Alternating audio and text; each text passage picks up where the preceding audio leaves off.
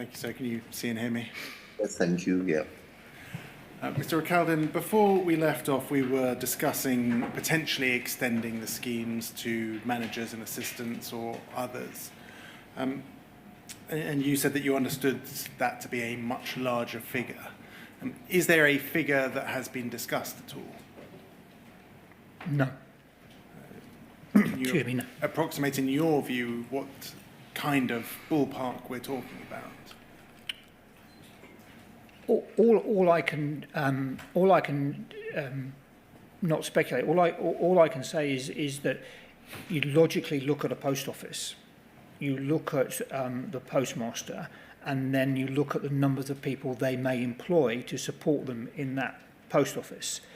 And you look at that across the country, across 11,500 branches, and you do the maths. And that would be a considerable population. And have there been discussions between the Post Office and the Department for Business and Trade or the Treasury about that potential? I think they have, yes. But I don't think we put a number of potential redress on that. And in terms of likelihood of there being some sort of change, is it likely or unlikely? You don't need to speak to government about that. This is very much in the government's hands. And how recently were those discussions with government? My understanding that those considerations were being held at ministerial level a few weeks ago. Thank you. So moving on from eligibility, providing that you meet the eligibility criteria, you're given the opportunity to seek repayment for any losses caused by any apparent shortfalls, and also not just the shortfalls themselves, but also consequential losses. Is that correct? That is correct. Thank you. Could we please turn to the consequential loss principles and guidance? That's UKGI 000-33420. Is it right to say that this guidance that's about to come up on screen was developed in the summer and autumn of 2020, and that it followed a request, I think you've said in your statement, from Hudgell's solicitors?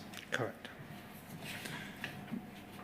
If we scroll down, please, can you assist us with who developed these principles and guidance? This would have been HSF with Post Office. Thank you. If we scroll down, please, we see there a section on burden of proof, 3.1.2, if we scroll down, says, where the postmaster is unable to satisfy the burden of proof in relation to their claim may nonetheless be accepted in whole or part if the scheme considers it to be fair in all the circumstances. If we keep on scrolling down, there's a section that sets out established legal principles. If we keep on scrolling down to the bottom of page 3, we can see types of loss are outlined there.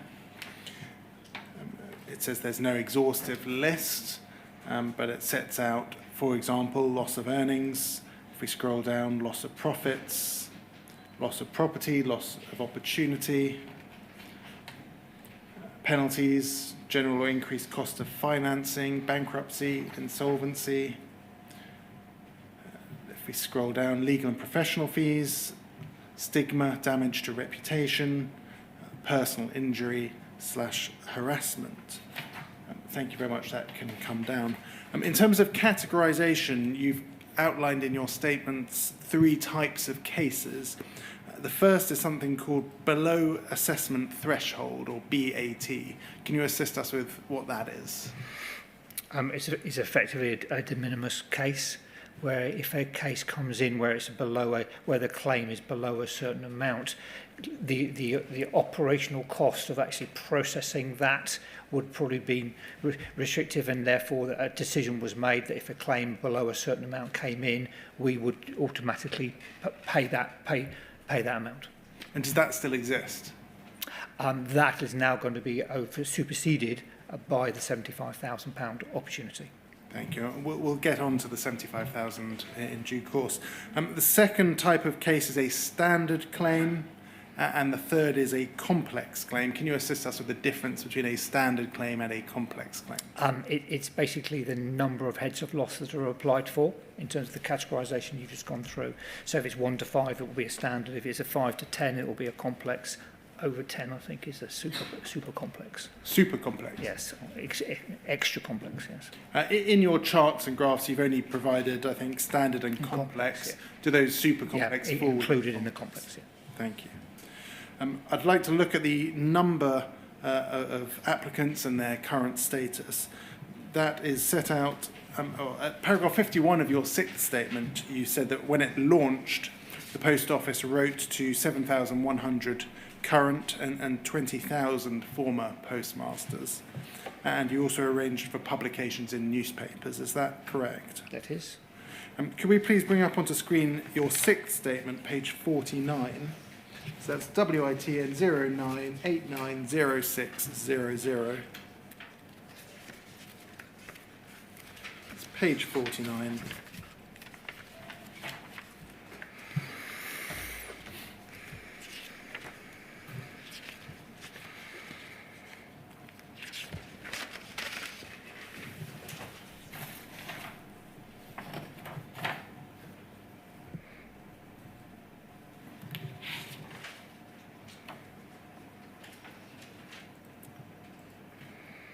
Thank you. Page 49. If we scroll down, please, we can see there a chart.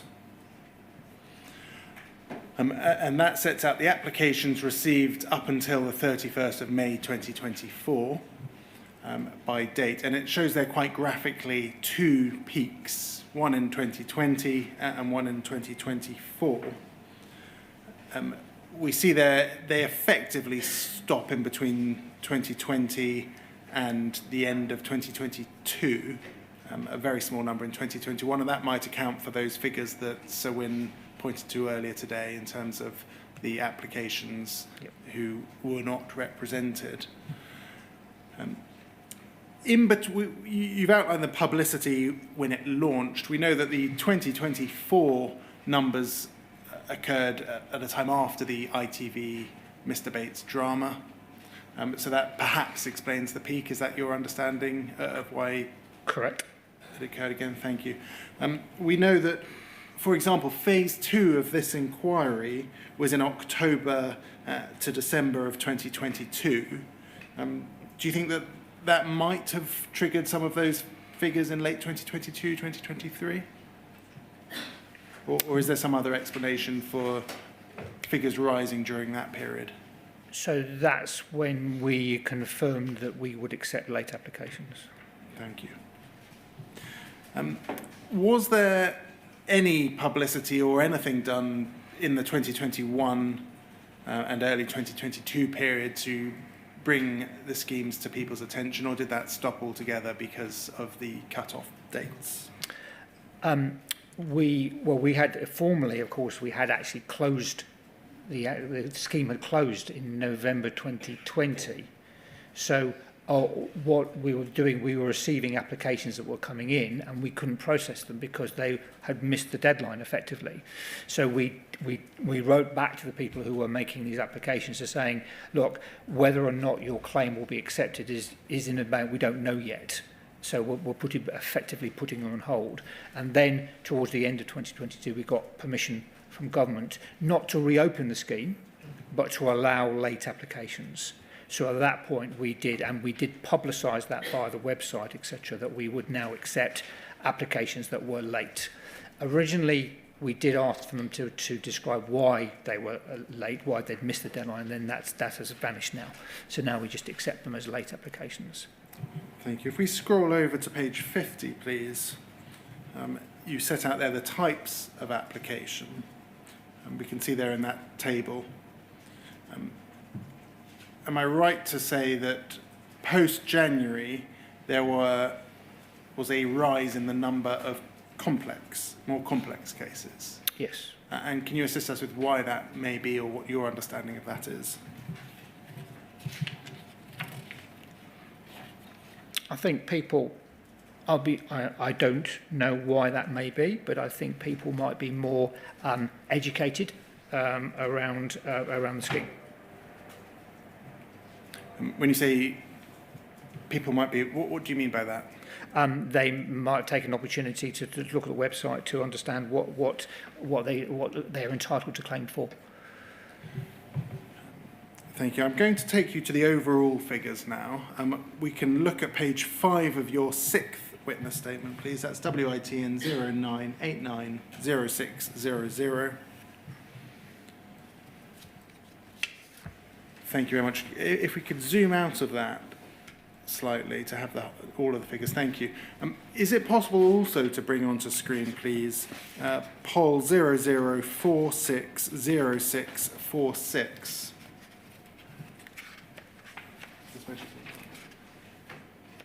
Okay, that can't be brought up onto screen at the same time.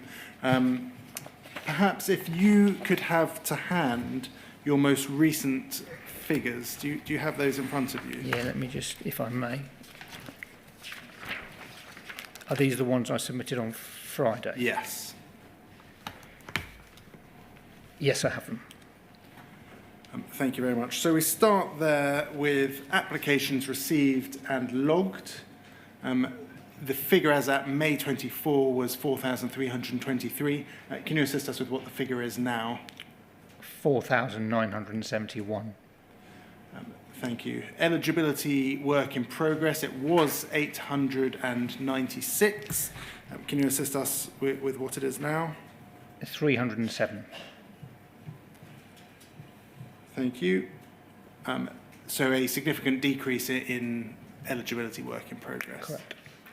Applications ineligible, I think we've already covered that today. That's now 397. Is that correct? Correct. Which is 9%. Thank you very much. Applications eligible? 4267. Thank you very much. Offers sent? 2792. No response to offer? 123. Applicant in contact / querying? 9. So a much smaller number of applicant in contact / querying. Correct. Disputes? 319. Thank you very much. Can you assist us with approximately, if you're able to, how many or what kind of a percentage of those disputes involve individuals who are legally represented? It doesn't have to be an exact figure, but if we see there the number of disputes currently is 319, can you approximate what kind of a percentage of those figures might be legally represented? What I can help the inquiry with is the cases that are in our dispute resolution process. I am aware that I think the number is 70% are legally represented. Thank you. And is that different to your categorisation of disputes here, and if so, why? I don't think it is. No. So about 70% are legally represented. Thank you very much. Offers accepted, you have there 2,248. 2,341. Thank you very much. Again, are you able to assist with the kind of percentage that are legally represented? Is it the same or is it a different type of figure for those? Legal representation across the entire HSS population is approximately the same. It's something like 12%. So legal representation across the total cohort is relatively modest. And yet the acceptance rate is now 84%. 84% who are... Of offers, 84% of offers that are issued are accepted. And of those, what kind of percentage are legally represented so far as you're able to? I understand it's circa 10%. Thank you. Settlements, 2,085. 2321. Thank you very much. Total settlement figure? 118.5. Thank you very much. Tax top-ups to HSS applicants? 14.8. Thank you. Combined total paid? 230.1. Thank you.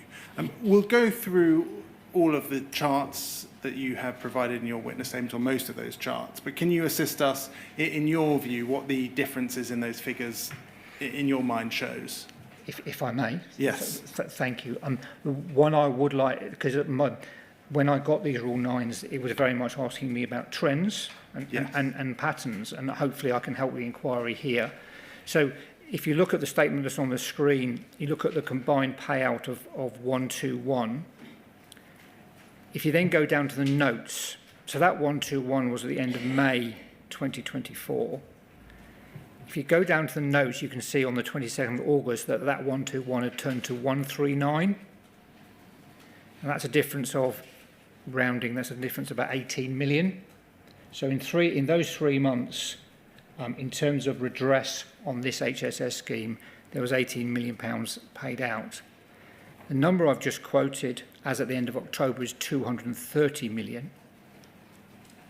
So the difference between the 139 and 230 is fairly significant. And I think what that does is, so what's that? That's about 90 million. Now that is over a period from August to the end of October. So that's a 2-month period. So if you compare the 18 million over 3 months and the 90 million over 2 months, I think what it illustrates is a rapid acceleration of redress. And that, of course, is purposeful because we need to speed this up and we need to accelerate redress.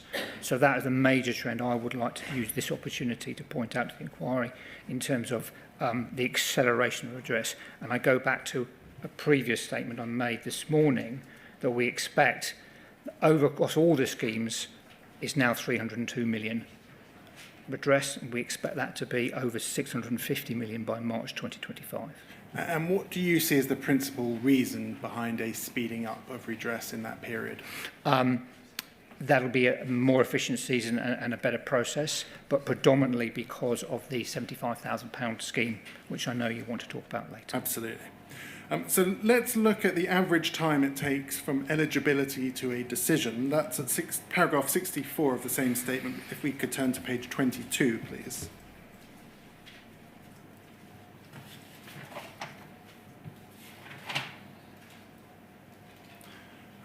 Thank you. So paragraph 64, you say for all non-BAT claims, so those are the standard claims and the complex claims, from the eligibility confirmation letter being issued, it takes an average of 470 days to an offer letter being issued.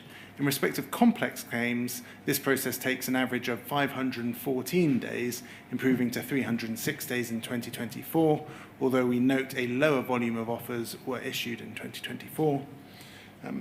Can you assist us in reference to days there? In some places in your statement you refer to working days, in others just days.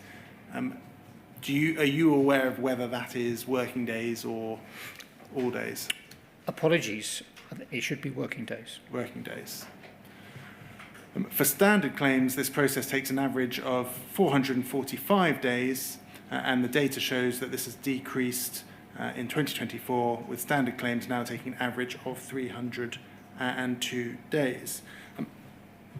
So an average case took 470 working days. It's now decreased, but we're still talking very significant time periods, aren't we? Yes. What do you see as the principal reason for such delays? I mean, we're well over a year for an average claim. The 445 you refer to?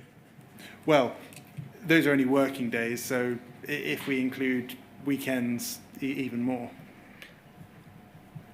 So they're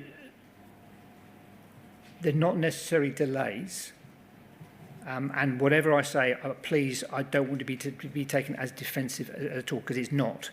This process takes too long. Full stop. It does take too long. However, there is a process that has to be gone through, and that's all defined and all operationally agreed and all signed off. Could it be quicker and could it be more efficient? Yes, and that's what we try to do continuously, and we will continue to do that. So and those days will include what I call lapse time. So when it's queuing, so when a case is queuing for the next shortfall analysis to be done, or the next case assessor to be ready to. So there will be queues at each particular process point, and those days will include those. So this is not a true end-to-end picture, this is a reality picture, because this is what the postmaster is experiencing. So I'm not going to say, well, actually, because it only takes 2 days in legal review and 3 days in the SFA, that's a 5-day. No, it's when it's queuing, you have to include those days. The process is too long. We see that there has been an improvement, and I think some of the explanation within your statement is that for the early claims, there were delays in, you don't call them delays, but I will continue to call them delays, relating to funding from the Department for Business and Trade. To what extent did those slow down the process from eligibility confirmation to the final offer being issued in those early claims? Well, of course it did, because to take, if I may add some colour to the whole thing and take a step back, everybody in this room will understand that the HSS was actually created from the GLO settlement agreement in terms of a scheme to compensate those not represented in the GLO. And that was the effectively activation date. So it was May 2020 when the whole thing started. But the scheme might have been announced and might have been started, but as with many schemes, including the recent appeal scheme announced by the government, it's just words on a piece of paper. There's no process, there's no anything behind it, there's no application behind it. So from May 2020, you've got to start building something, and that's exactly what was happening. And initially, the view was thought that the initial view was that a number of claims would be relatively modest, and we're talking about a few hundred. And therefore, an engine was built accordingly. And then as soon as the volume started coming in and mounting up to 2,500 applications, is that point was that, well, actually, that engine is not going to be appropriate anymore. And by the way, Post Office haven't got those sort of funds to be able to support that, and therefore we have to go to government and ask for it. And that starts the whole process around applying for funding. Can you assist us with who was responsible for underestimating the number of potential applicants? No, I can't. I before my time, and I don't know who would have been.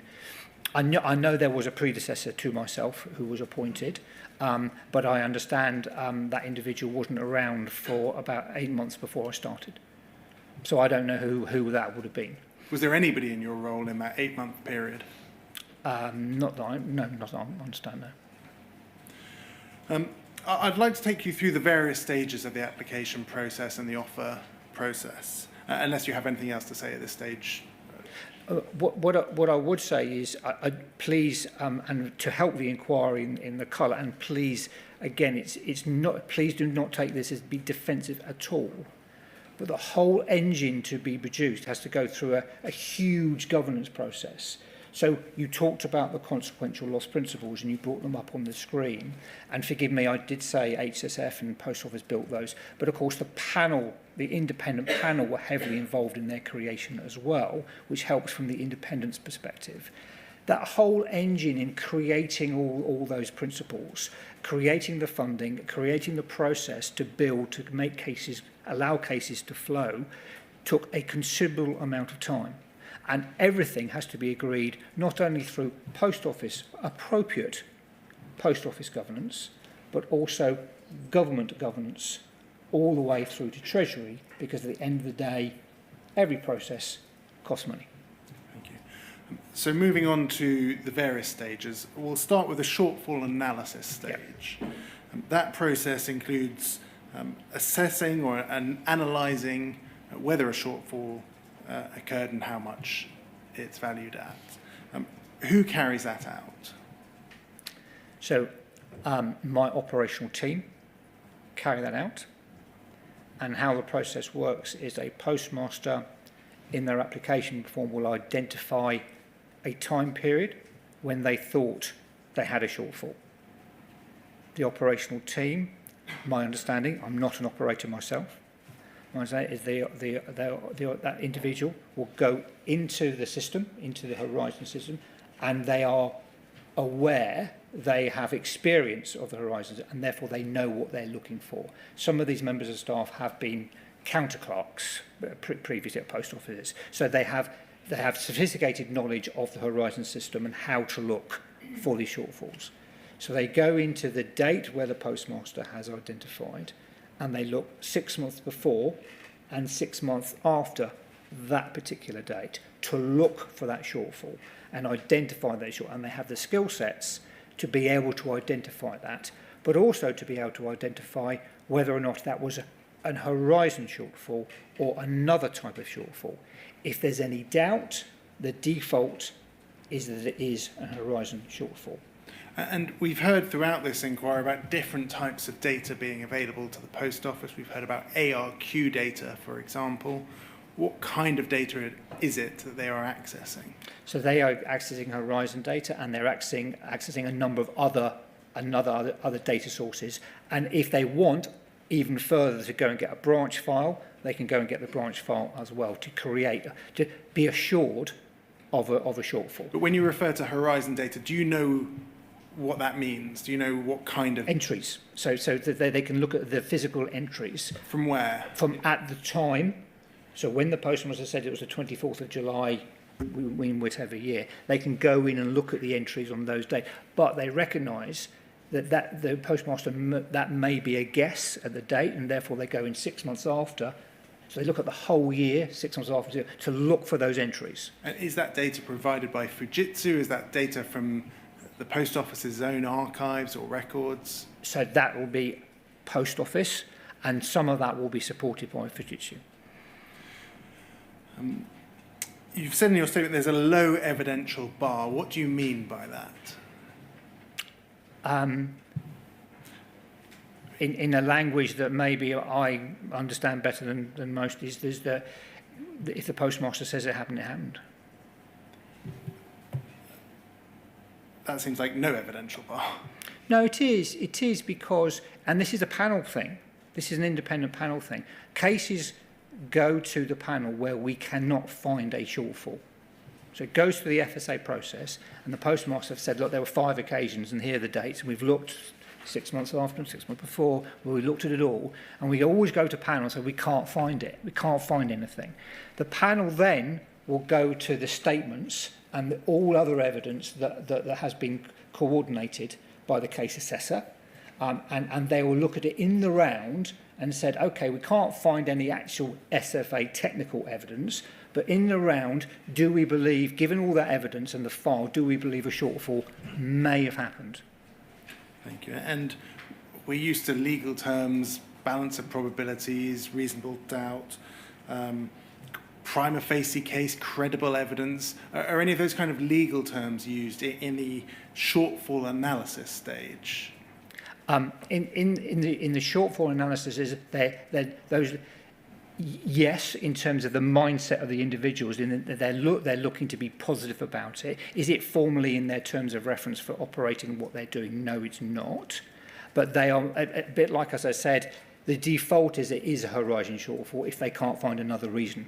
So it's an empathetic, sympathetic approach. They are looking for the shortfall. They're not looking not to find the shortfall.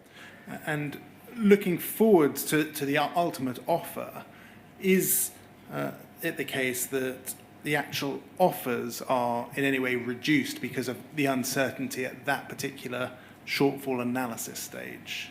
I believe not, no. The shortfall is just the trigger. It's just the trigger for the consequences of that shortfall. So it won't be that because of a form of words that's used at that shortfall analysis stage about the certainty or uncertainty of the shortfall, that is then used at the offer stage to reduce or That's not my understanding. Can we please turn to page 58 of your sixth witness statement?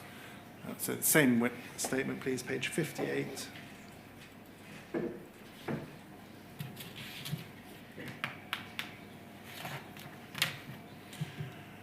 This is the average number of days it takes for that shortfall analysis to take place. We see there on the bar charts, the average number of calendar days was significantly higher in 2021 and 2022. Is that correct? Yes. But we do also see from the volume that reflects albeit with a time lag, the volume of applications. Yep. Now, what we saw in the chart earlier is that after the Bates drama, there was, again, a second spike in those applications. We saw it earlier and then again in 2024. Does that not mean, and we see perhaps some effect of it there on the far right-hand side, that there's going to be another spike in volume because they have to go through the eligibility stage first, so there'll be an inevitable time lag. Will we not see a repeat of what we saw in 2021, 2022 later this year or early next year? And later this year because of the mailing? Because of the January 2024 and onwards spike in the volume of applications. You will see that spike, yes. And we'll see that in the number of calendar days that it takes for the shortfall analysis to take place. So I hope not.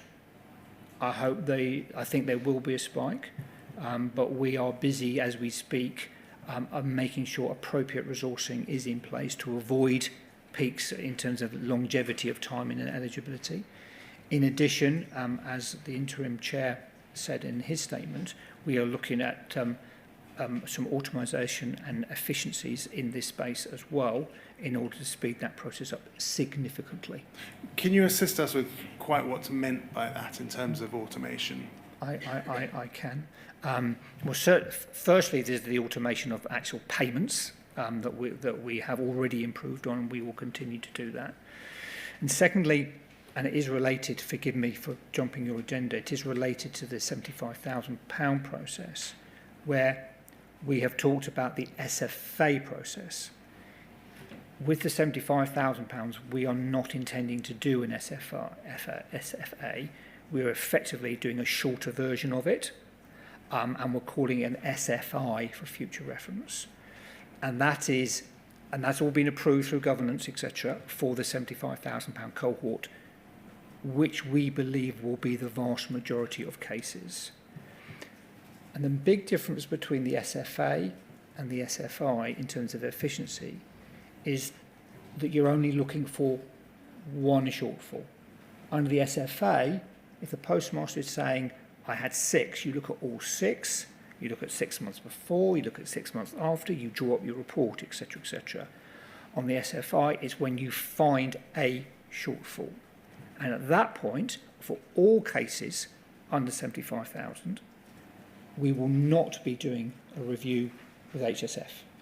So Post Office are going to be entirely doing that process. So to clarify, and we will get to the 75,000, but you're not granted 75,000 just on fulfilling the eligibility criteria. You have to have the eligibility criteria plus a shortfall, is that right? Correct. Thank you. And you've spoken about increased resourcing. Can you assist us briefly with how you are preparing for a spike later this year, early next year, and into next year? Hiring people. Can you give us an indication of numbers before, after? So I know we're currently in the process of hiring a further 20 individuals. Okay, and when do you anticipate that will be completed? My understanding is that will complete the hiring.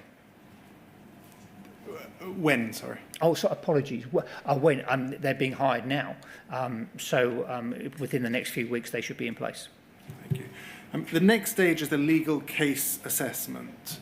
Am I right to understand that a case assessor from Herbert Smith Freehills will compile a pack which includes their own assessment and analysis of the claim, which is then passed to the independent panel to consider? I'm not quite sure whether it's an assessment. They coordinate the information they have. They get the SFA analysis, and then they do a legal review of the case, building the case on per heads of loss for consequential loss. The shortfall is the trigger, and they look at the claim and they assess, right, that claim means it's that consequential loss, and therefore I'll build the case around that. And what under each heads of loss, the assessor then outlines what the options to the panel could be for consideration under each heads of loss. So there might be 3 options under each heads of loss that the panel might want to consider. They're not guided to take those options, but it's things for their consideration. Once that pack is completed, that goes off into the independent panel. Can you assist us with who at Herbert Smith is carrying this out? Is it junior solicitors, paralegals, partners? A range, not partners, but a range of Herbert Smith appointees. And do you have a view as to whether it's appropriate for Herbert Smith to be involved in this process, given their involvement in the group litigation, as we discussed earlier? I think that the two are completely separate. Do you know of any overlap of individuals involved, for example, in that process? No. Could we please turn over the page, please, to page 59? We see there the average days from starting legal case analysis to the offering, the issuance of an offer. And again, we see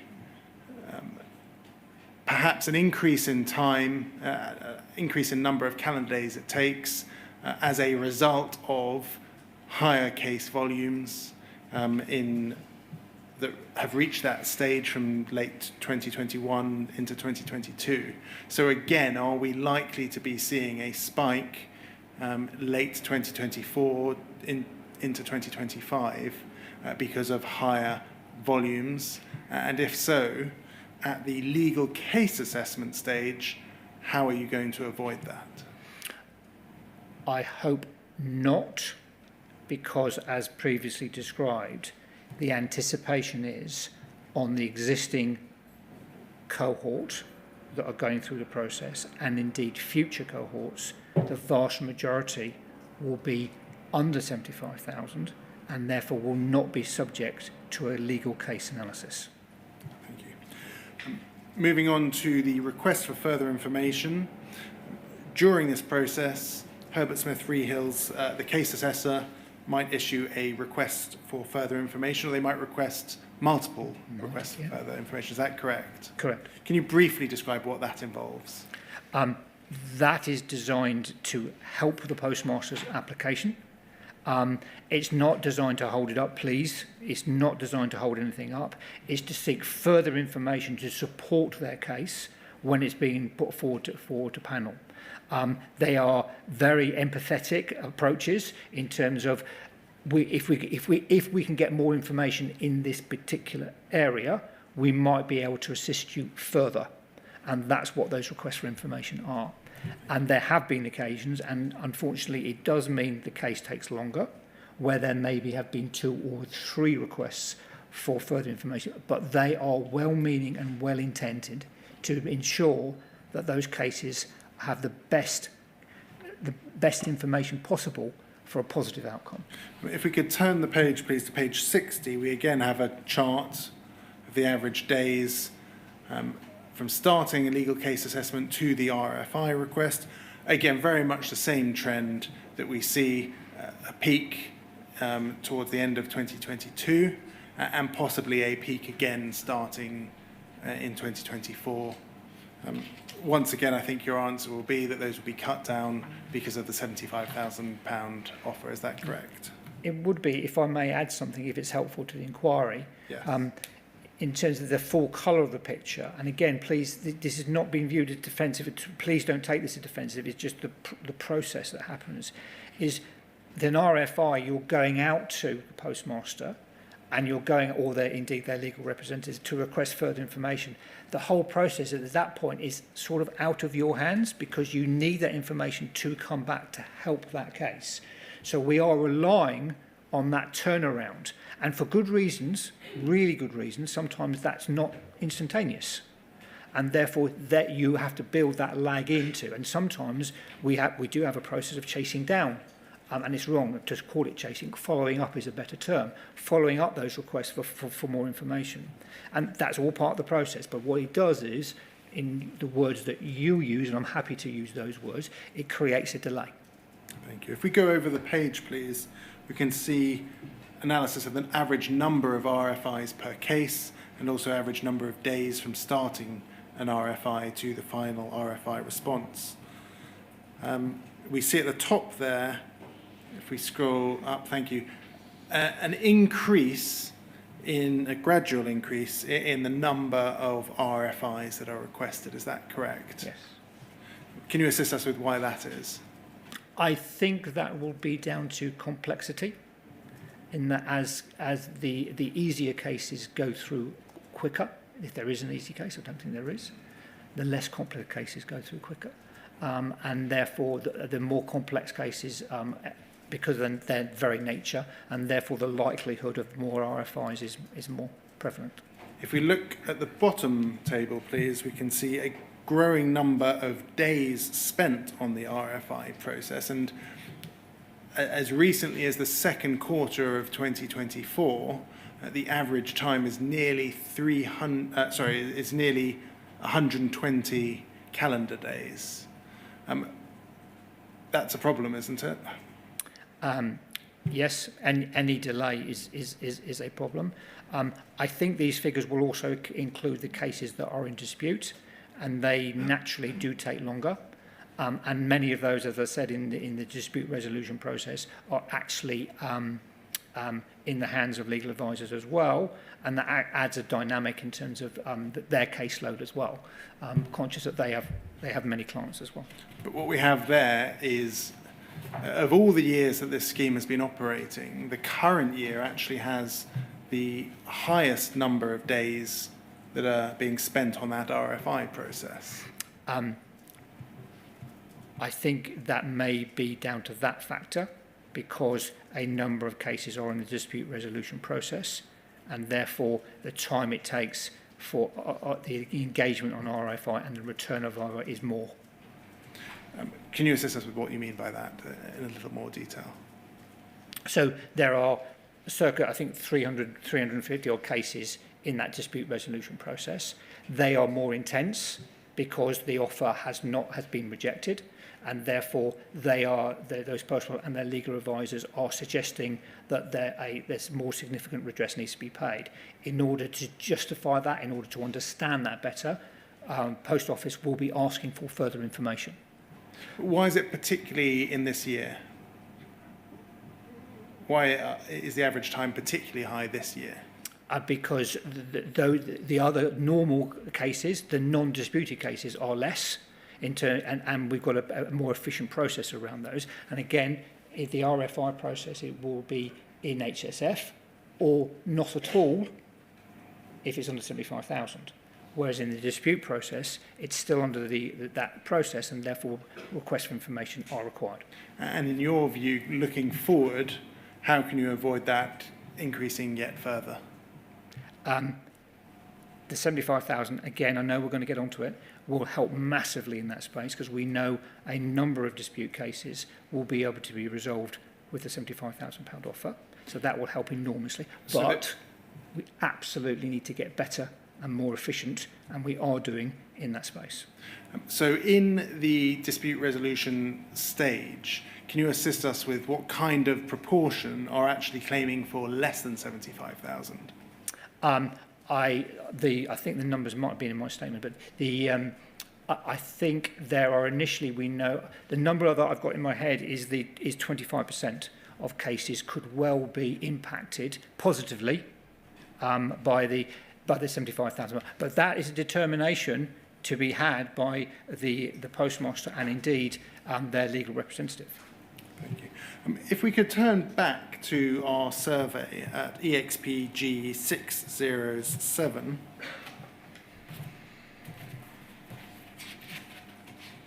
It's page 60, please.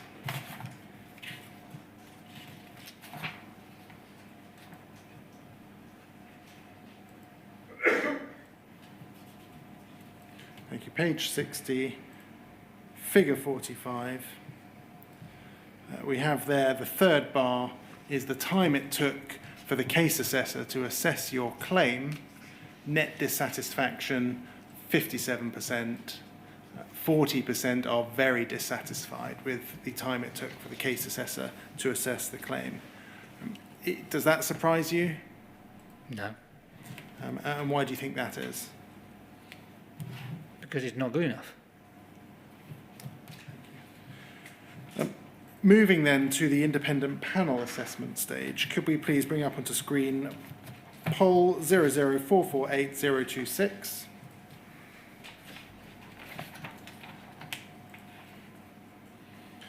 These are the terms of reference for the shortfall scheme independent advisory panel. I'll just take you through briefly just to explain the background to this. We have at A1, the task of the panel is to assess and recommend to Post Office a fair outcome for eligible claims made to the scheme for shortfall losses and consequential losses. If we scroll down, it has there the panel's membership, and that comprises of legal specialists, forensic accounting specialists, and retail specialists, and it sets out below those who are involved. If we scroll down further to page 3, please, there's a section on general principles. At 31, it says, in formulating its recommended offer, the panel may recommend the making of an offer to the postmaster if, guided by broad considerations of fairness, the panel considers that doing so would produce a fair result in all the circumstances of the particular case. For the avoidance of doubt in doing so, the panel's discretion will not be confined solely to the specific heads of consequential loss claimed by the postmaster, but will take into account any facts or matters which the panel considers will produce a fair result on the facts of a particular case. Have you known the panel to make a recommendation that includes heads of loss that haven't been claimed by sub-postmasters?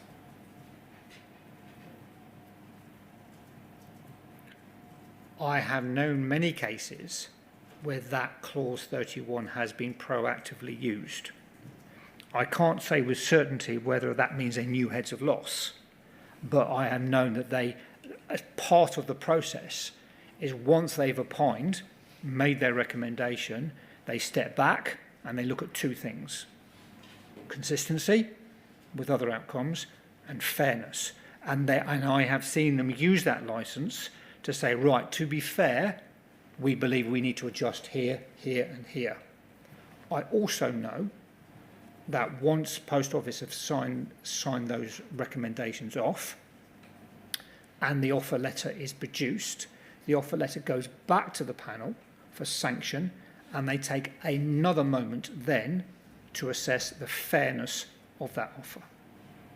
Thank you. If we scroll down, there's a section on horizon shortfalls, and it says where there's evidence that a shortfall in question existed and was paid, and there is no evidence that a shortfall was caused by something other than a potential issue with horizon, for the purpose of the scheme, the presumption is the shortfall is a horizon shortfall. I think that's what you've already addressed. Thank you. Consequential loss claims, the panel should apply the scheme consequential loss principles and guidance which are included at Appendix 1. In relation to personal injury claims, where insufficient evidence has been provided for a claim to succeed without further medical and or expert evidence, the panel may recommend the making of an offer to the postmaster which the panel considers fair. The postmaster will then have the option of either accepting that offer or obtaining such further evidence and pursuing a personal injury claim in accordance with the ordinary legal standards relevant to such claims, including as to proof of causation and assessment of damages. So it may be that the panel itself makes a recommendation in respect of the personal injury aspect of an application. To understand your statement correctly, am I right to say that the recommendation that's made by the panel doesn't need to be accepted by the Post Office? I have not known a case where it has not been accepted. But am I right to say that technically it's only a recommendation, doesn't have to be accepted? Correct. Yes. And as you say, you've never made it. I think we've increased a couple. You've never made an offer, so far as you're aware, that is less than the offer that is Never. recommended. On how many occasions, as far as you're aware, has the panel revised their recommendation on that second look that you've already explained? I don't know, but I know the process does take place, but I don't know how many times they've taken the opportunity to revise it. Thank you. And what is your role in respect to the panel? Do you attend their meetings? Are you able to contribute, observe? Absolutely not. They're completely independent. I have no right of attendance to any of their meetings. They are independent. If I had any engagement with them, I could understand the optics of that. So absolutely not. The only time I've met the panel was when they presented to the advisory board. Thank you. And how about in respect of the Department for Business and Trade? Do you know what interaction they have with the panel? They have no interaction at all. Thank you. Could we go back to your witness statement? That's sixth witness statement, WITN 09890600. It's page 62.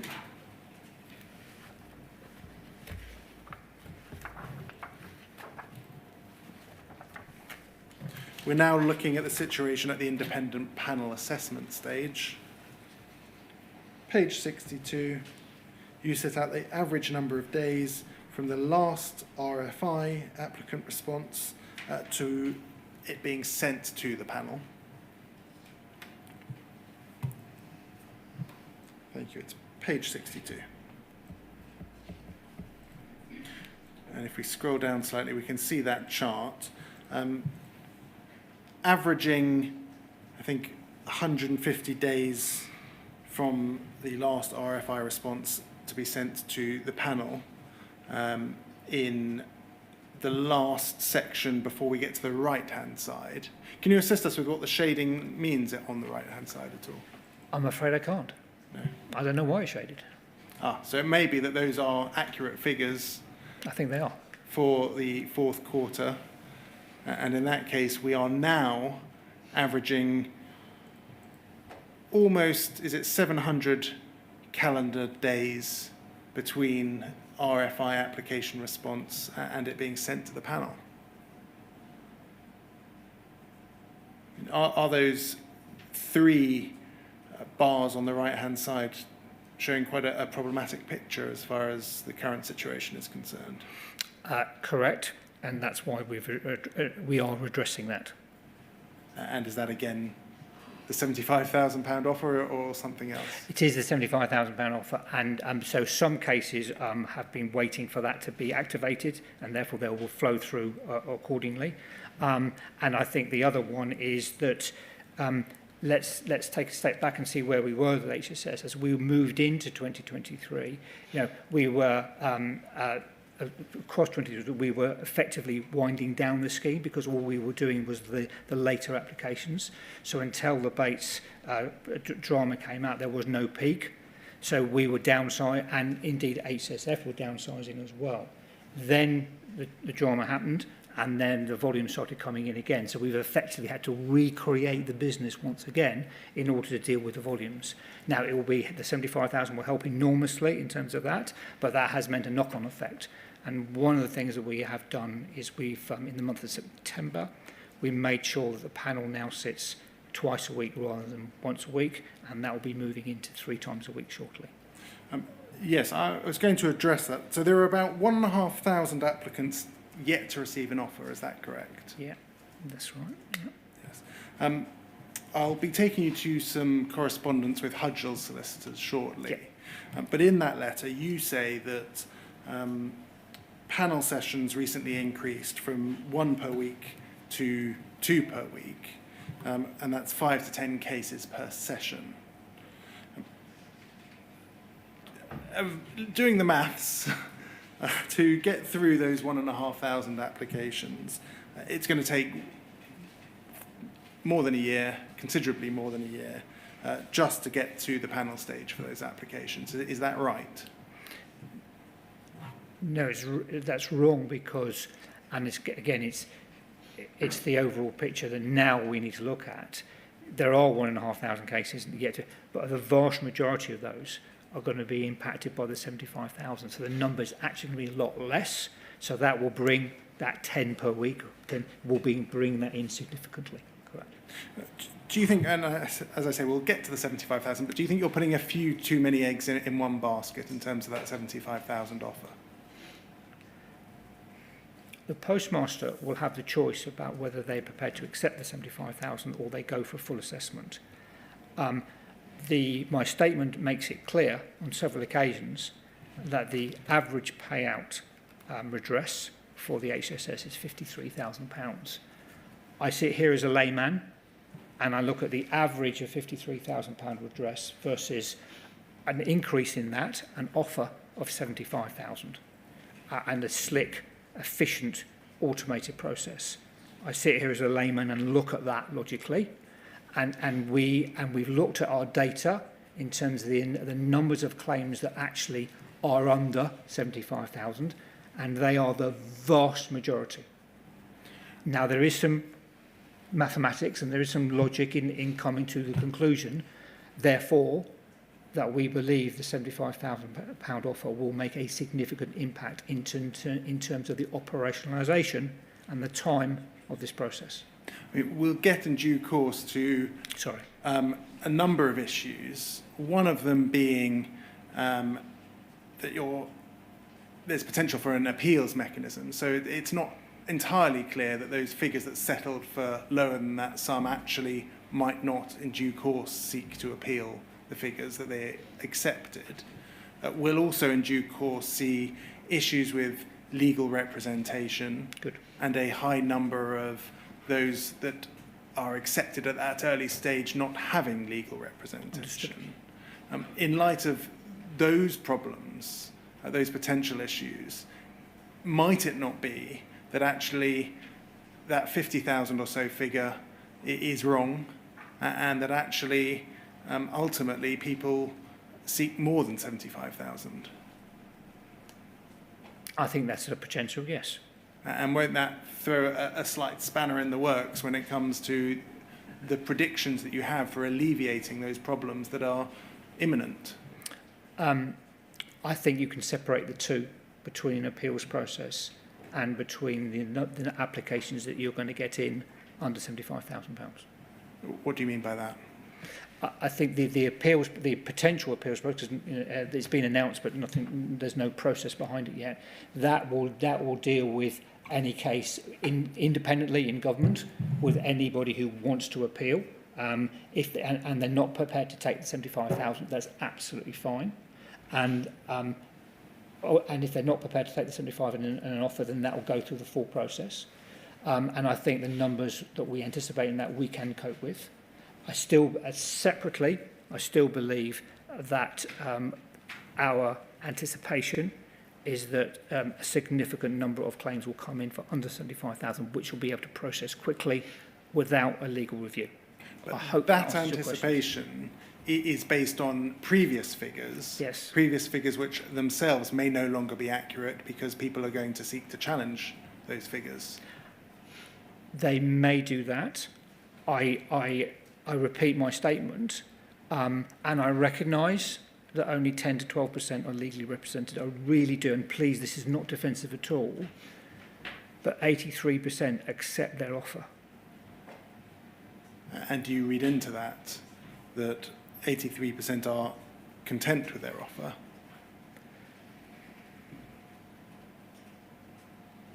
I have to draw some conclusion to that.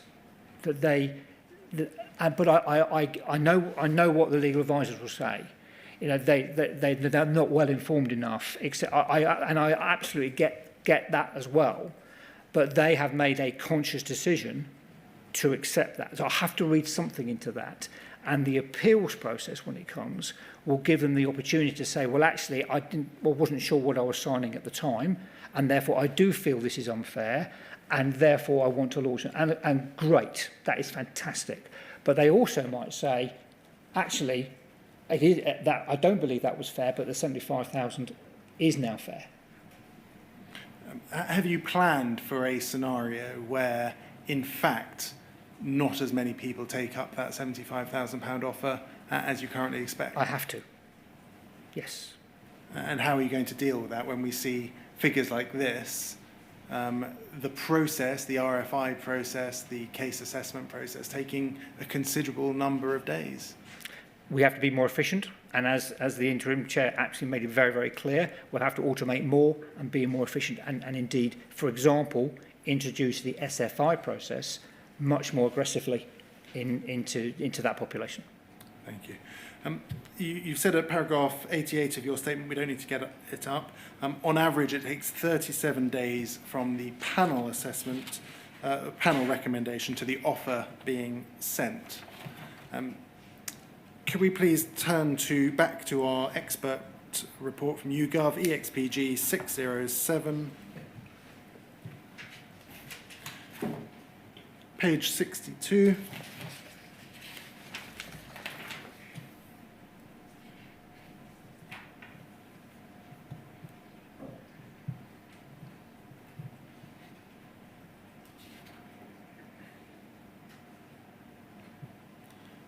Page 62.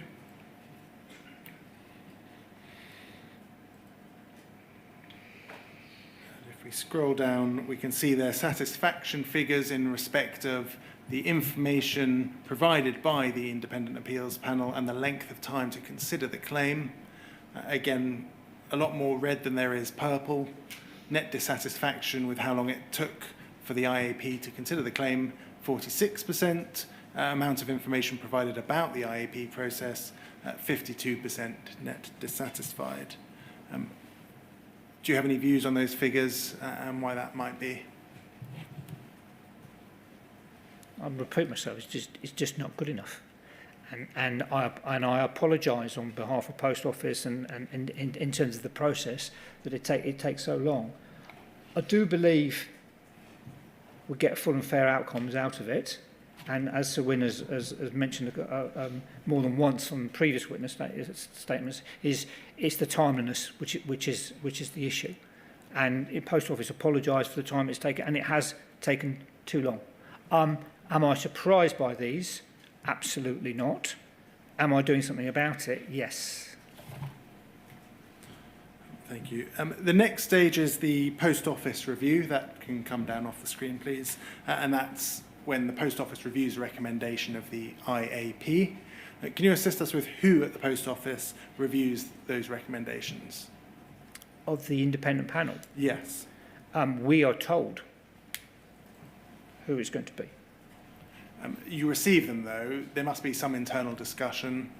The names are put forward by HSF, and the names are circulated for interest.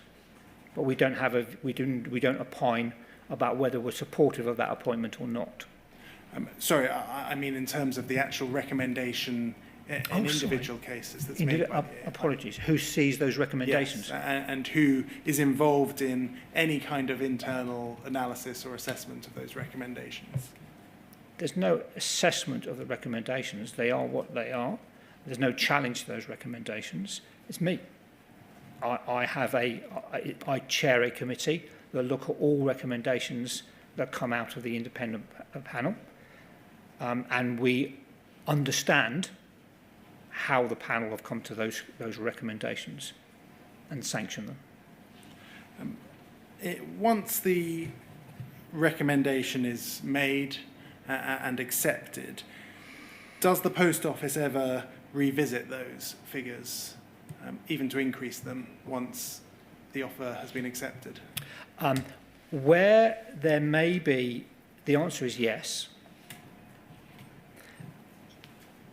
Where, for example, where we may have introduced a new heads of loss, we may have adjusted a principle or adjusted a heads of loss because of a new case that has got a nuance in it that hasn't been considered before, then actually we don't put anything on hold, but we realise that actually that might impact previous cases. So we do a backward review with the panel's assistance. We do a backward review on all cases that might now have this additional nuance in it, and we adjust. Approximately how many times have you had that backward review process? I don't know, but we've definitely had one. but there is the opportunity there for. I'm sure it's more than one, but I can only recall one. And in that one, was there a revisiting of earlier acceptances and communication made with those postmasters? Correct. Thank you.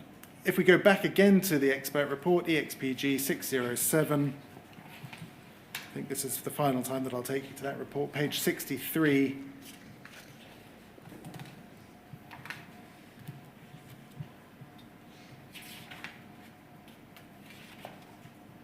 Thank you. Page 63 has the satisfaction with the amount of information provided and how the application outcome was determined. If we scroll down, we can see in terms of the time it took, 52% net dissatisfied, the offer amount, 59% dissatisfied, the amount of information provided to you about how the outcome was determined, 49% net dissatisfied.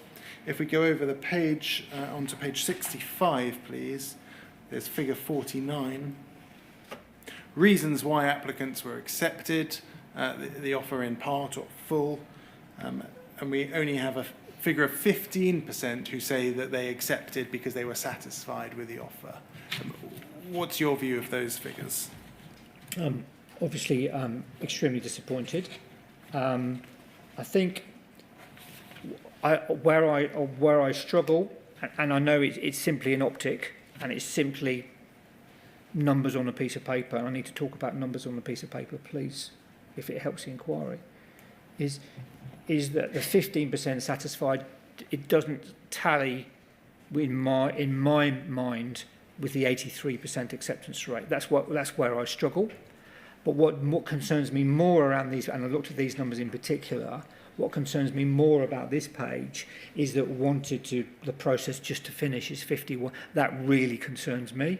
And that goes to what some legal advisors have been saying to me as well, that people just want this done, and therefore whatever you put in front of them, they're going to sign because they just want to walk away from it now.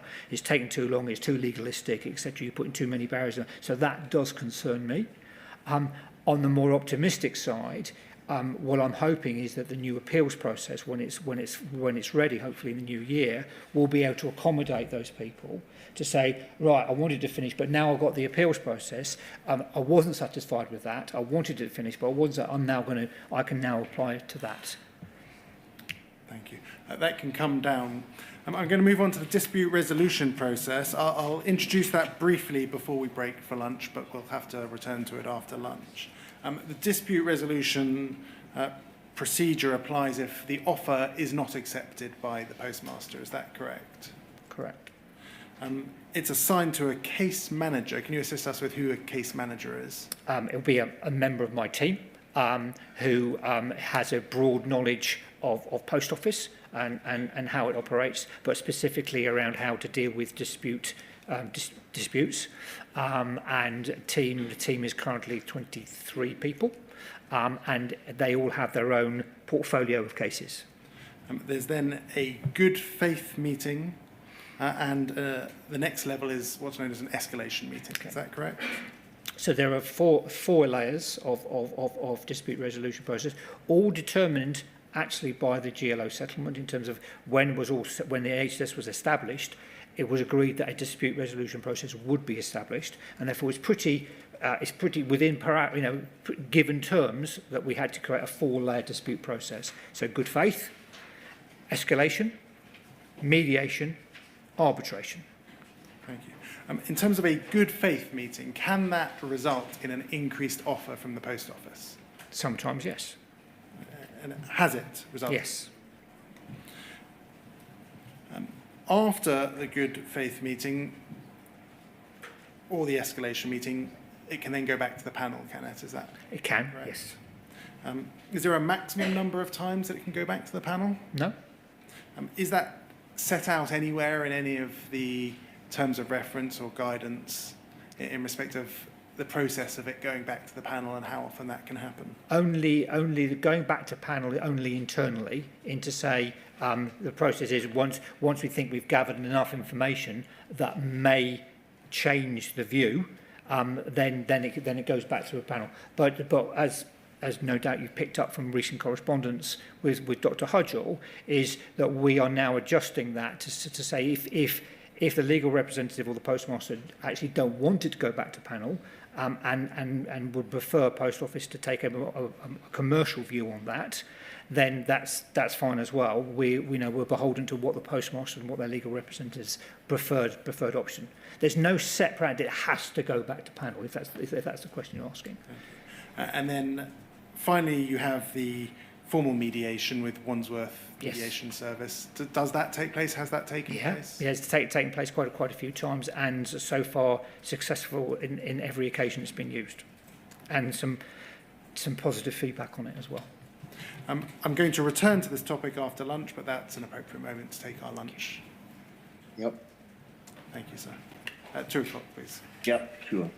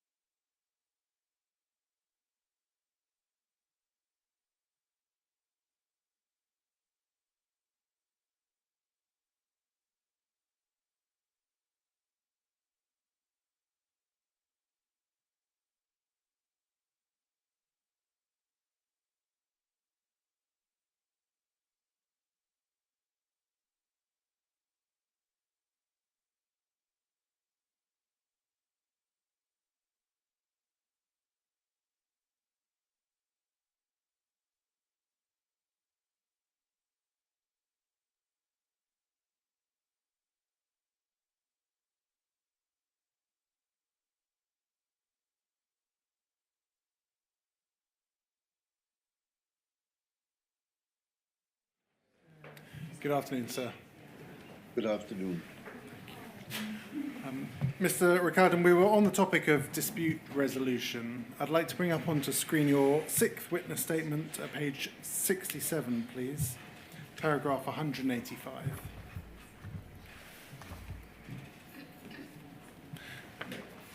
You address there some figures in relation to dispute resolution.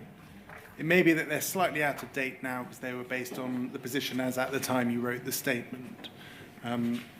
Actually, sorry, before I get to that, just to say, in your evidence earlier, I asked you about calendar days and working days.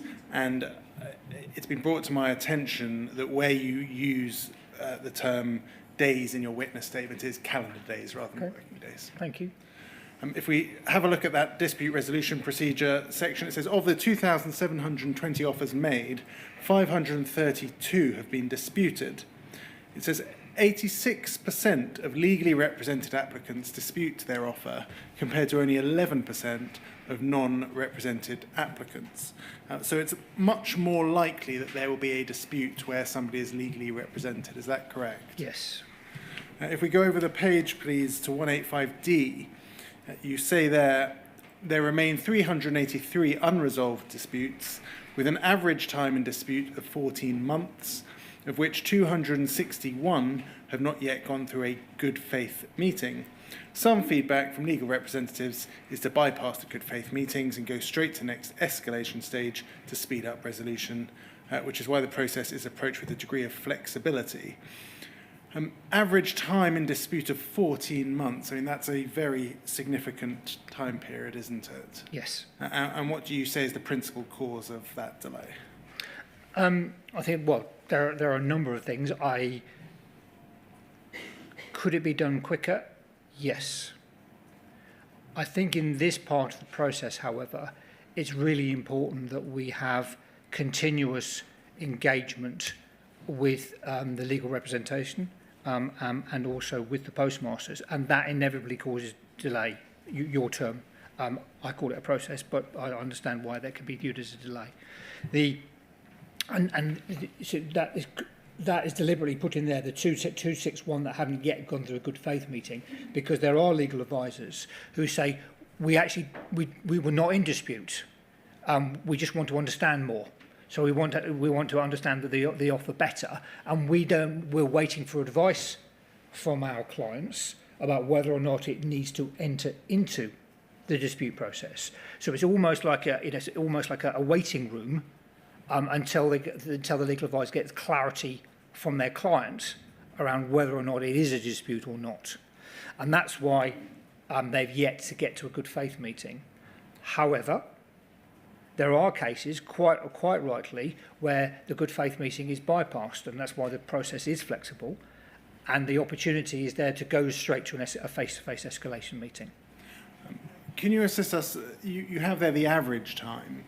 Do you know how long the longest time period for a particular case has taken? No, I don't, but I know I would be very embarrassed to know what it is.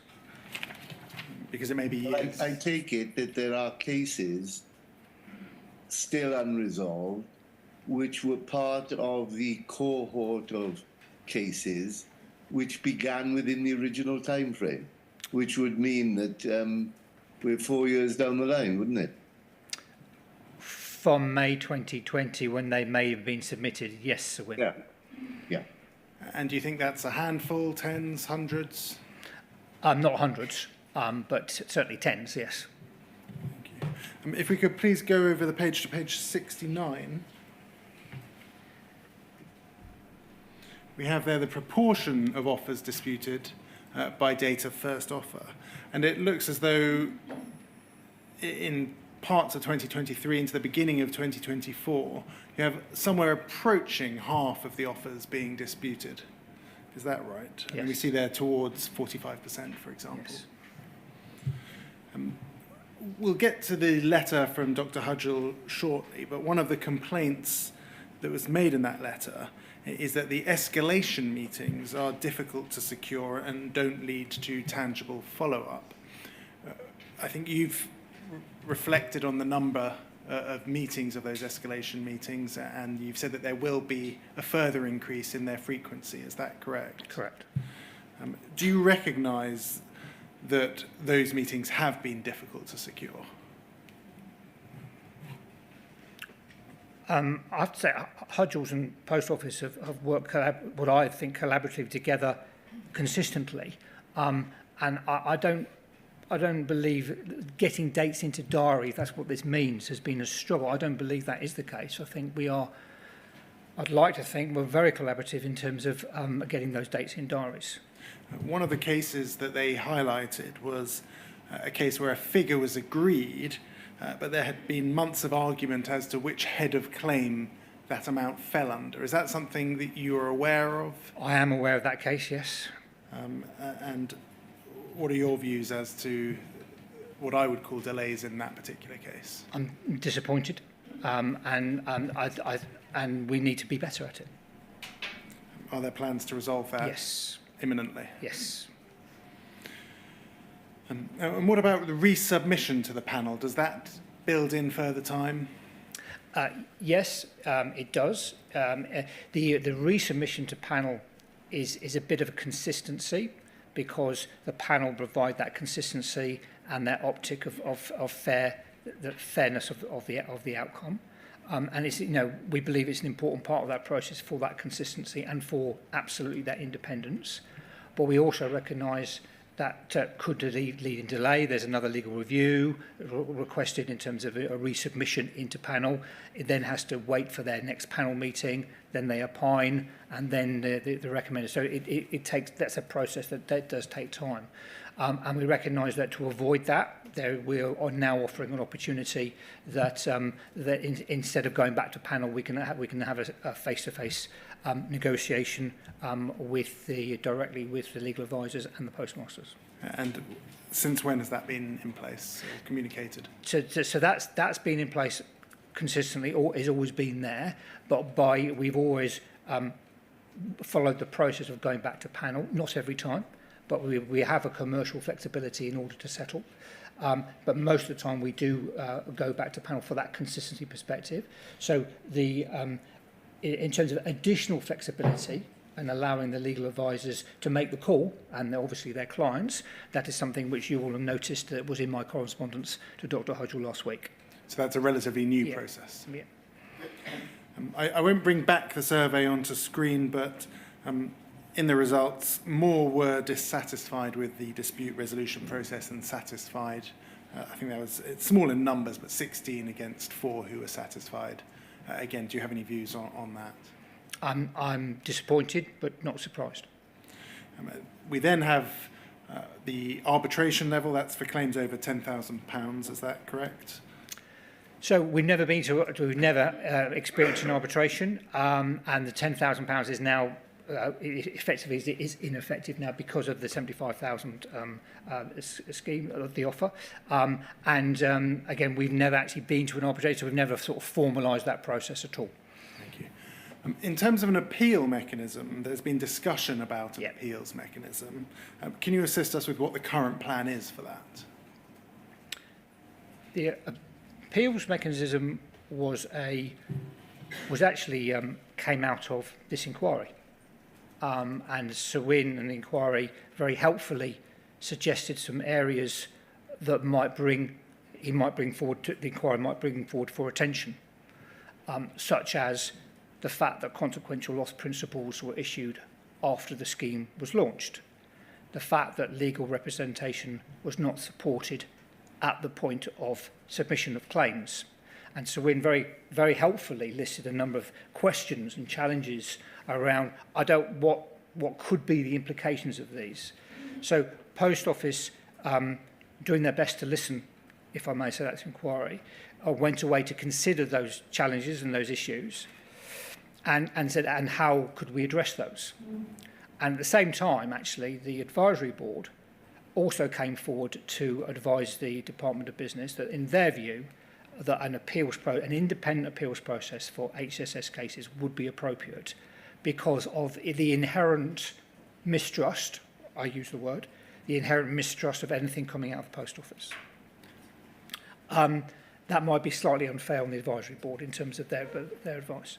And at the same time, because of the challenges that Sir Win and this inquiry gave us around these issues, we thought, well, actually, a resolution to all these issues could well be an independent appeals process. So even if cases have settled with us, then actually, if the recipient, the victim, feels they've had an unfair outcome, despite the fact it's from an independent panel, etc., then they have a right to an independent appeals process. And has that been implemented?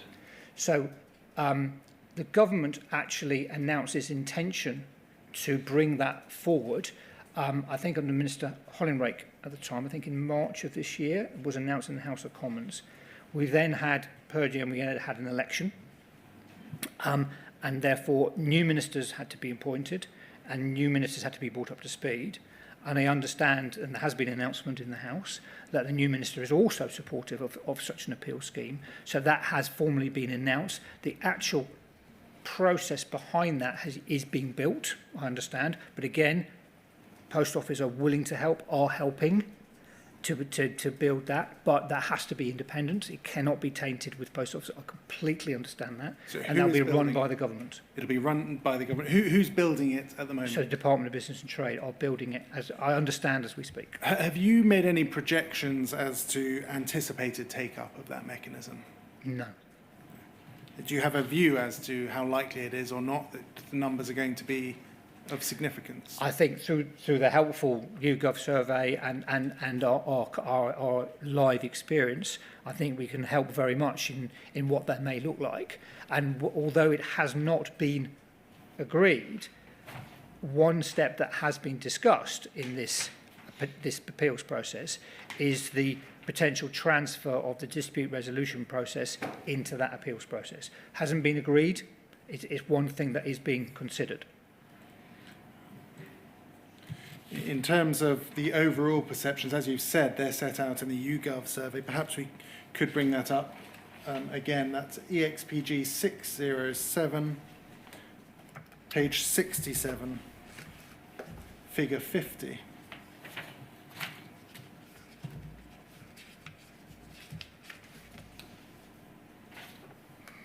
Page 67.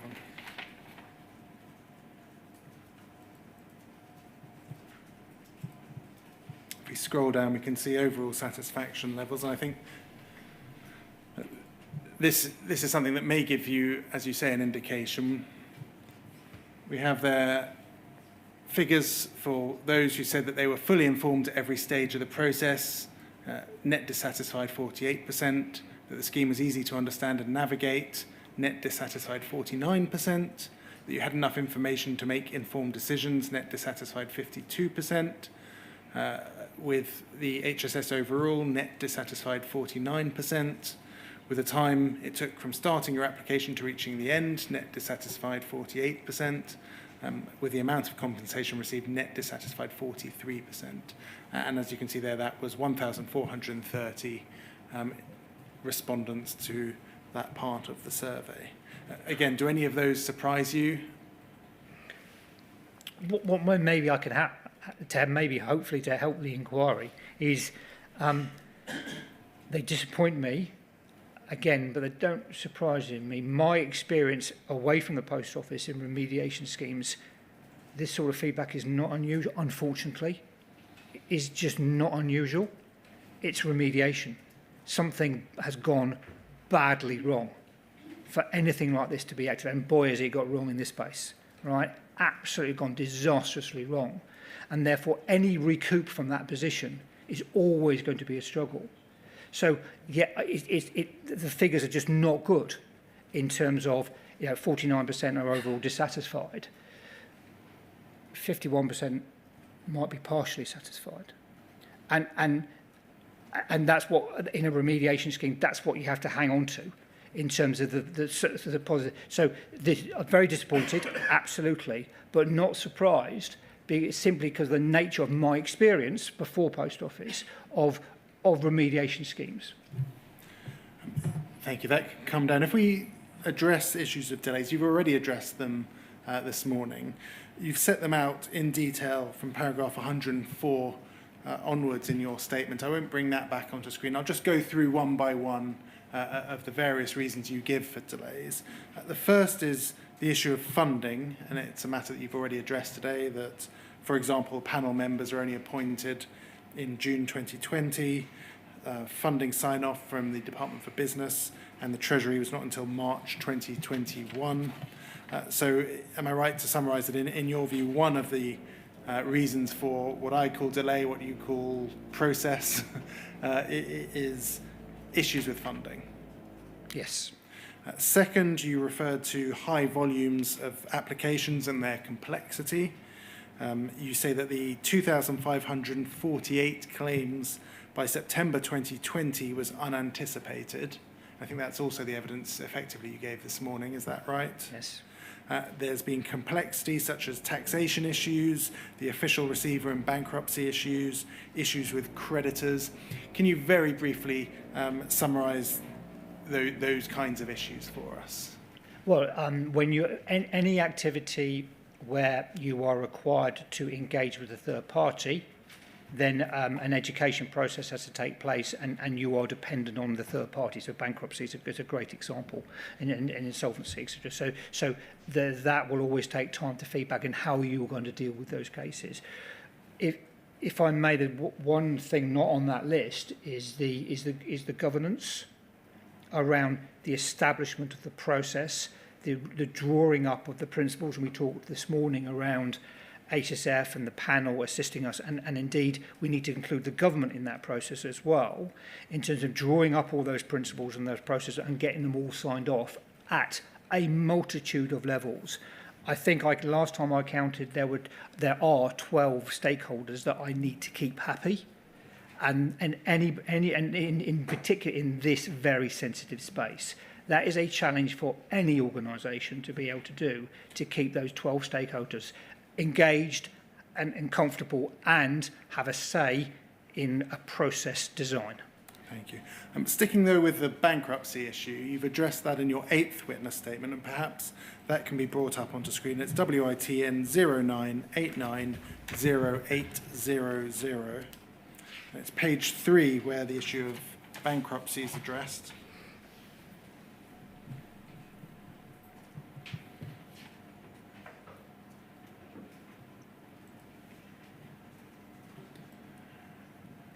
You say there, in relation to claims concerning bankruptcy, there are 56 outstanding claims which were made between the 1st of May and 27th of November 2020, all of which have received an offer.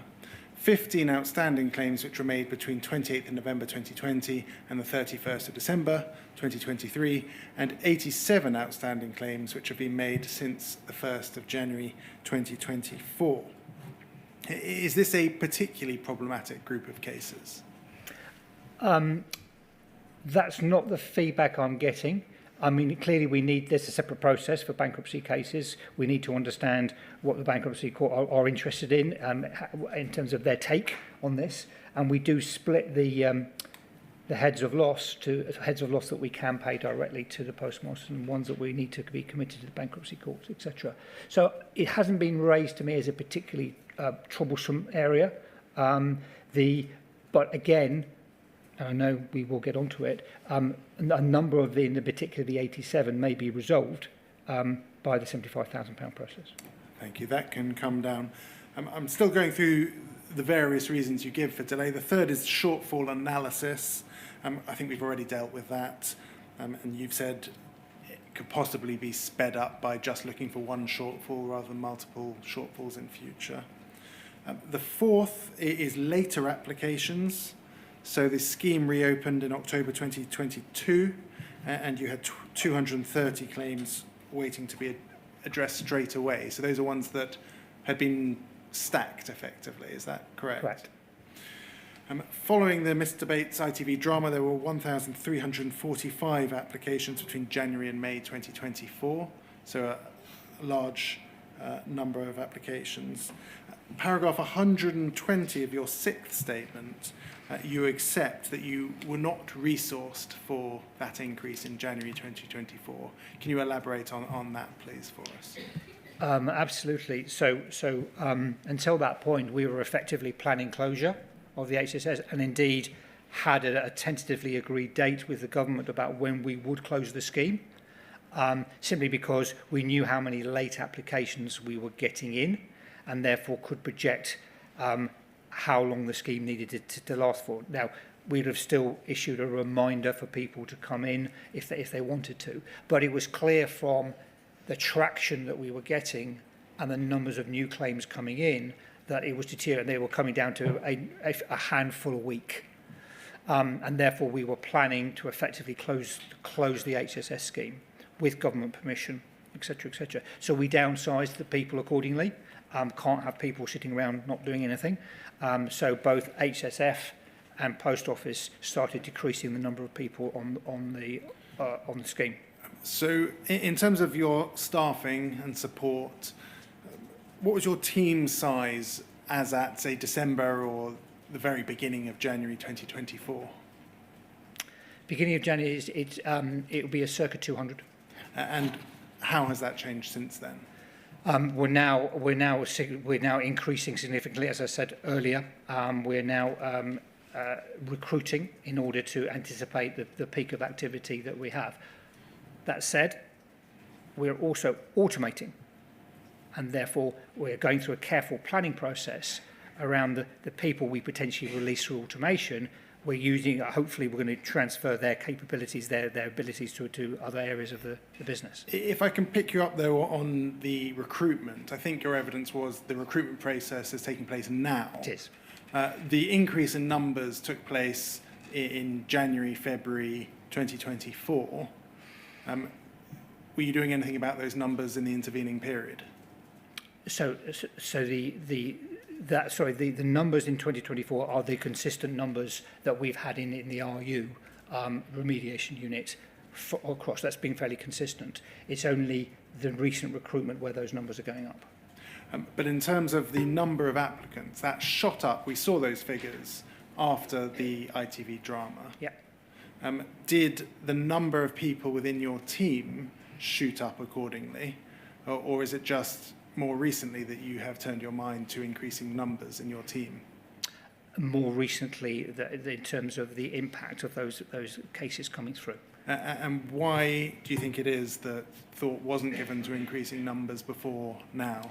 It has been, and forgive me, I was talking about Post Office, so don't forget a lot of this process is within Herbert Smith, and they had downsized and they had started increasing at that time. So in early 24, they were increasing their numbers to deal with the peak.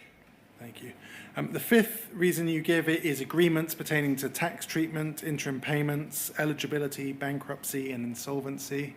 Under that heading, you've also discussed issues with having to liaise with the Department for Business and Trade.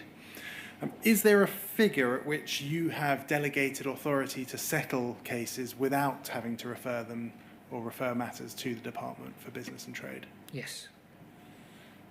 Is that something you're able to give an indication of?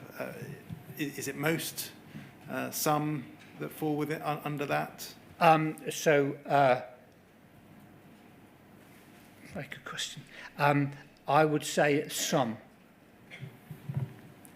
But in the majority of cases, you still have to go back to the department for authorisation. I would say more than that. Well, so you know, certainly, and I'm absolutely guessing here, but it feels like a sort of 60% still need to refer to further authority levels. So I haven't been. My authorities matrix is very complex, and I certainly haven't been given the mandate to settle at whatever cost. That would be wrong as well. But I haven't been given a complete flexibility in that. No. And do you think the level that it is currently at is too low, too high, just about right? In order, looking at the cases that we need to resolve, I would say currently it's too low. And are steps being taken? Have you had discussions with the department about this? Continuously. And are they open to changing that? Yes. Do you foresee that changing soon? I hope so. Correct. The sixth, and one that we're going to come back to and possibly spend quite a lot of time on, it is the legal representation and legal representation costs. Those costs have only been available since October of 2022, is that correct? Yeah. They're not available at the application stage, they're only available at the offer stage, is that correct?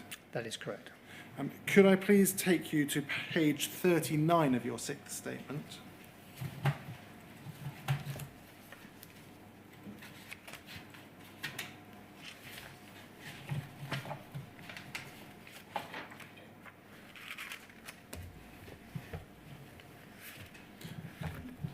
So that's WITN 09890600, page 39, paragraph 127.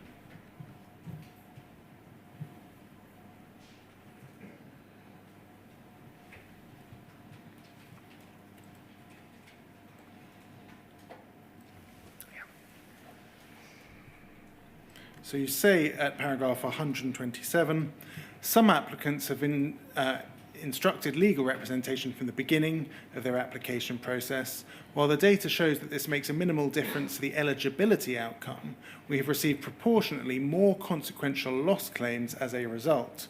Although available to all upon request, the data appears to show legal representation has also been a driving force in applicants receiving an interim payment. So it seems as though those who do instruct their own lawyers are more likely to claim for consequential losses and are more likely to claim for interim payments. Is that a fair understanding of that paragraph? That's a very fair understanding of that paragraph.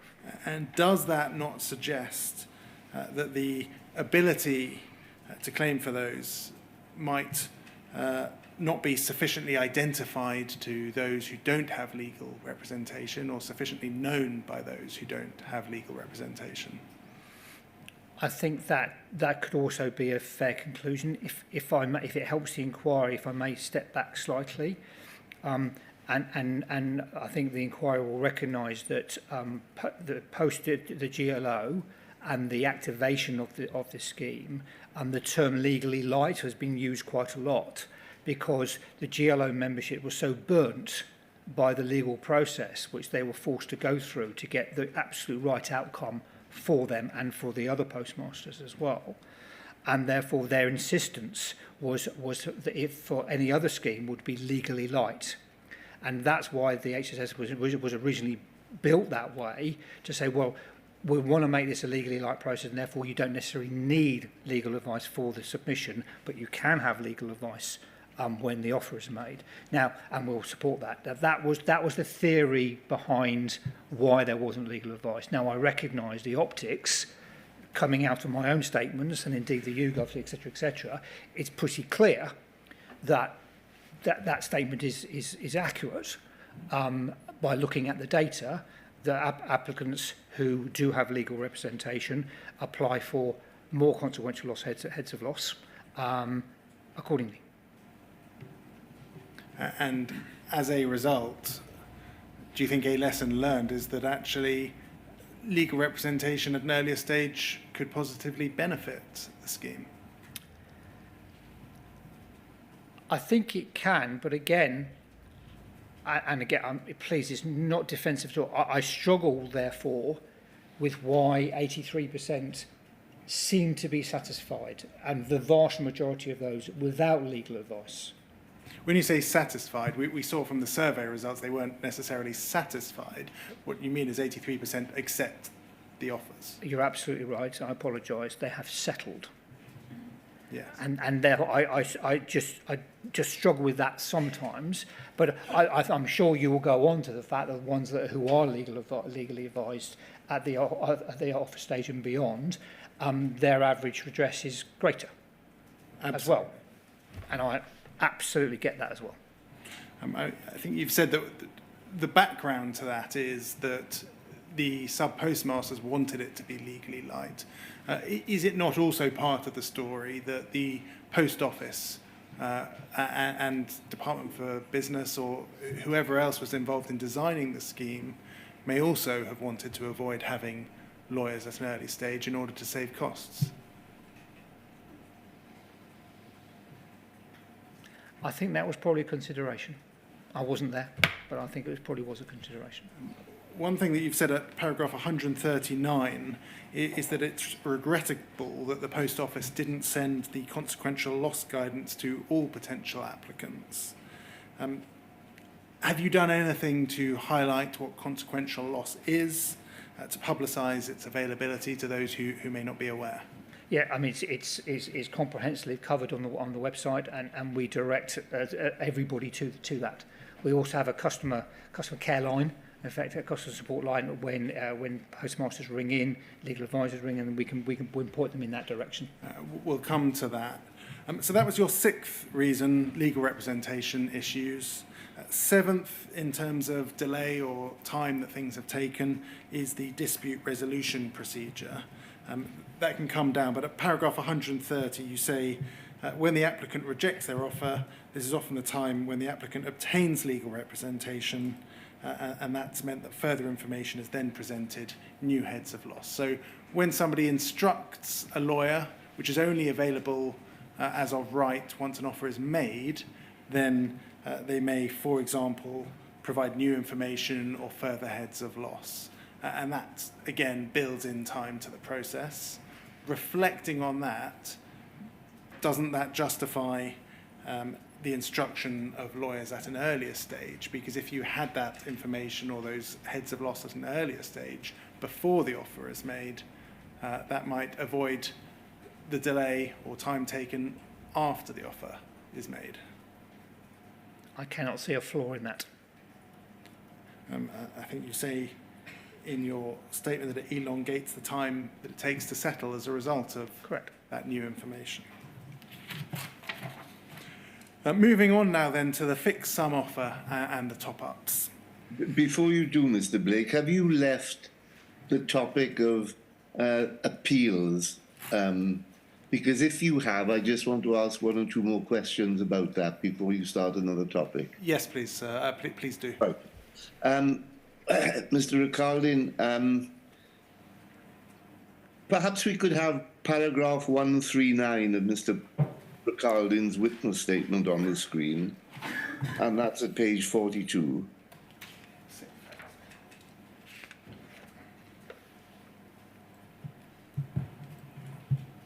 And this is simply to give us a reference point, really, Mr. Recaldin, for the point I want to pursue with you. You will see that the second part of this paragraph actually deals with what an appeal may deal with. So we're just waiting for it to come up onto screen. Yeah, sure. Thanks. It's page 42.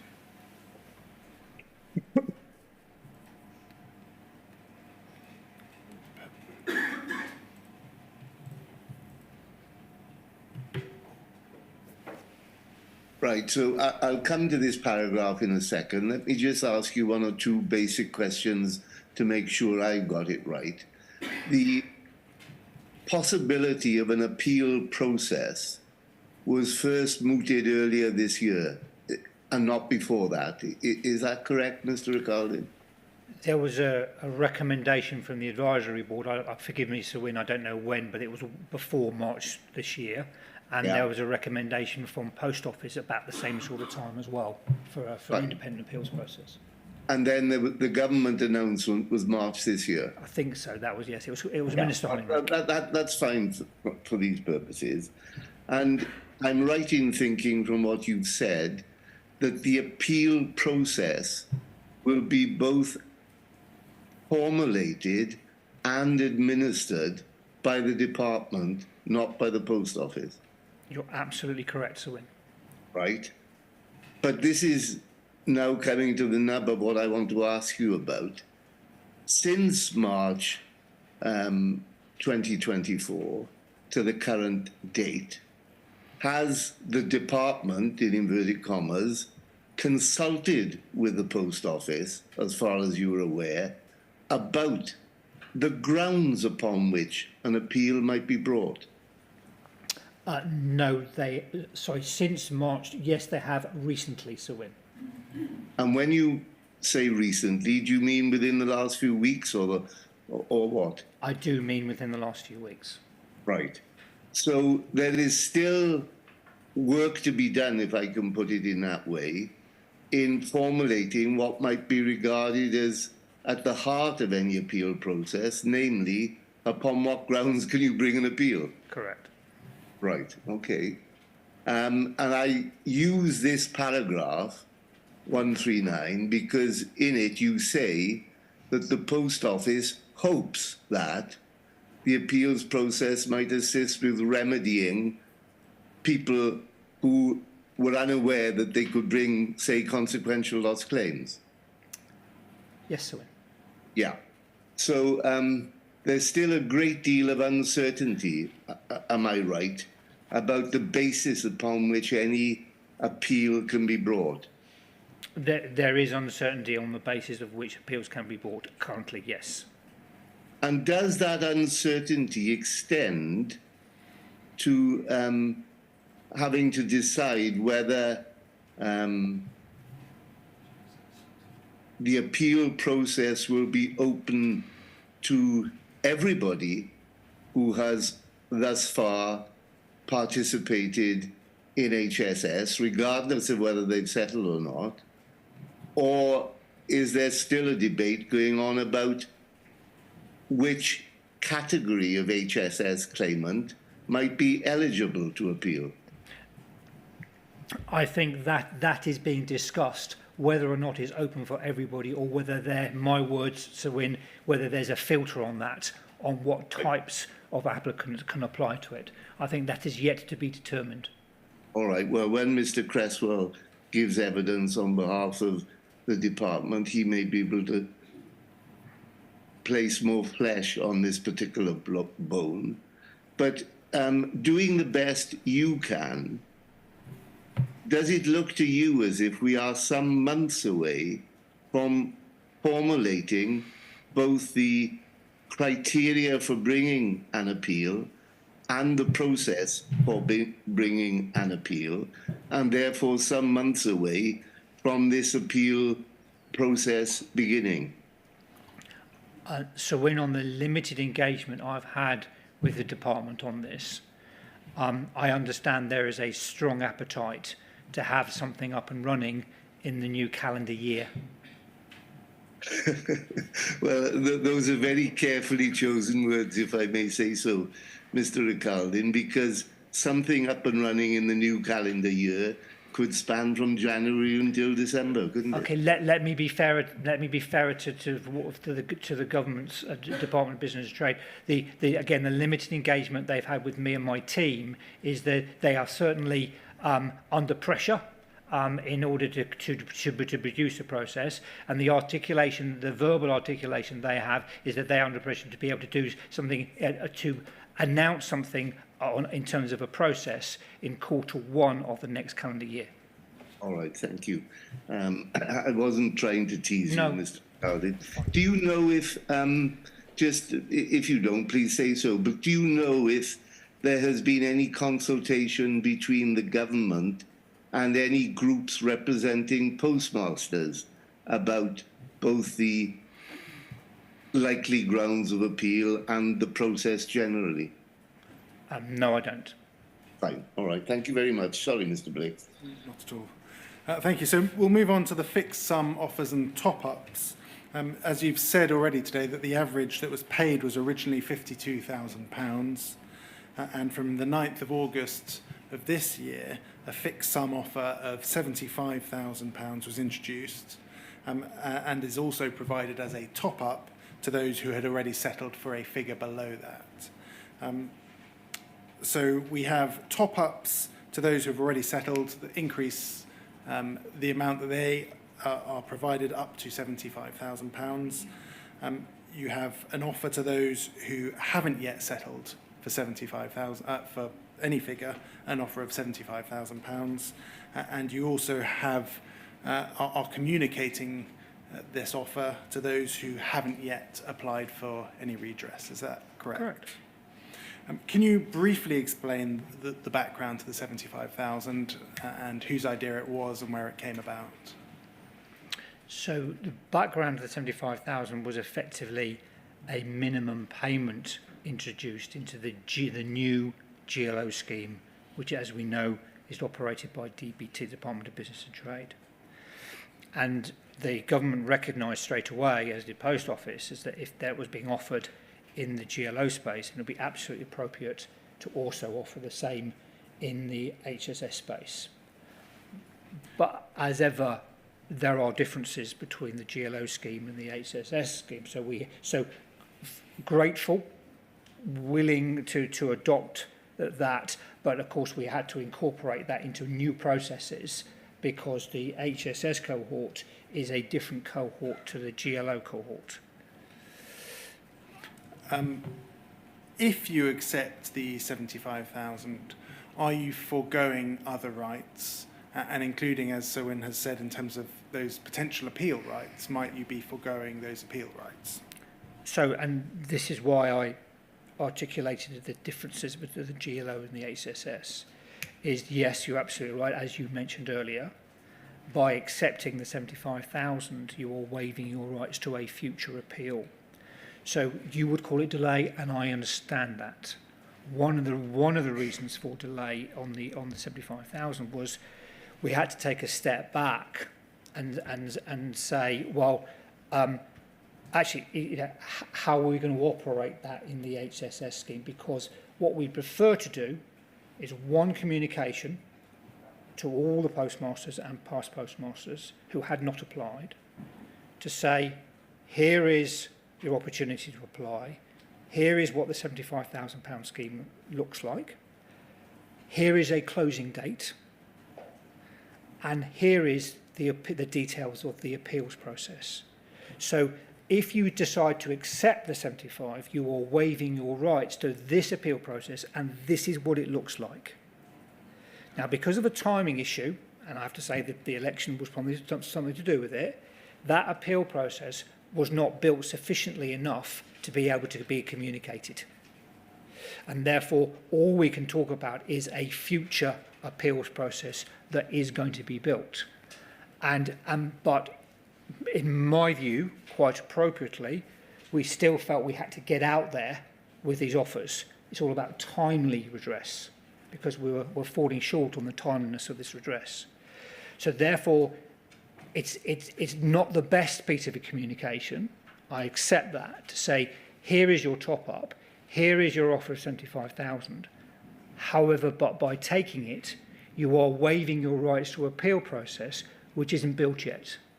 And I understand the optics of that. I absolutely understand the optics of that. And we have spoken at length to government about those optics. I call them risks. And the government are aware of our concerns around that. Nevertheless, everybody felt it's still appropriate to launch the £75,000 scheme accordingly. So an individual may accept the 75,000 figure now in the knowledge that they are foregoing an appeals process that is not in fact yet developed. Correct. You've also addressed in your 8th witness statement the letters that have been sent out. You say 266 letters have been sent out to those whose applications have been recently received and the Post Office considers may be appropriate. 54 of those have already been paid. Can you tell us very briefly about the assessment? How have you assessed that certain current applications may be appropriate for that £75,000? Because their claim, we've looked at that claim, and their claim appears to be under 75,000. So that feels like an opportunity. So we've ring-fenced that population, that cohort, and we've proactively gone out to them and said, would a 75,000 offer satisfy your claim? We've had a very interesting and a very prompt response to that, which is really encouraging. And we continue to do that with the existing cohort. And we've got a positive response back in many cases, and we turned around. So as soon as they sign their offer, they're presented with an offer. As soon as we pay within 10 working days. Letters have also gone out to applicants who have received but who haven't accepted offers of less than 75,000. Is that correct? Correct. And there's also a mass mail out that either was just about to take place or has taken place. We started it. It's up to 30,000. I can't send 30,000 out on the same day, but we are ramping that up. So we're at hundreds now. This week we'll send thousands. Next week we'll send. So we're ramping all that up to cover the 30,000 population. To be sent to 30,000 people. Circa 30. It depends on that. We were doing all the data analysis on the population. Yes. Thank you. So up to 30,000. In terms of the top-up payment, those letters are also being sent out to those who settled for less than 75,000. Again, have they gone out? Are they about to go out? They've gone out. All of them out. have gone yeah, out. and we've on that population alone, we've paid out 87 million. And I think you've said in your 8th statement that 1,194 top-ups have been accepted. Presumably that's also increased since the date that was written. Yes.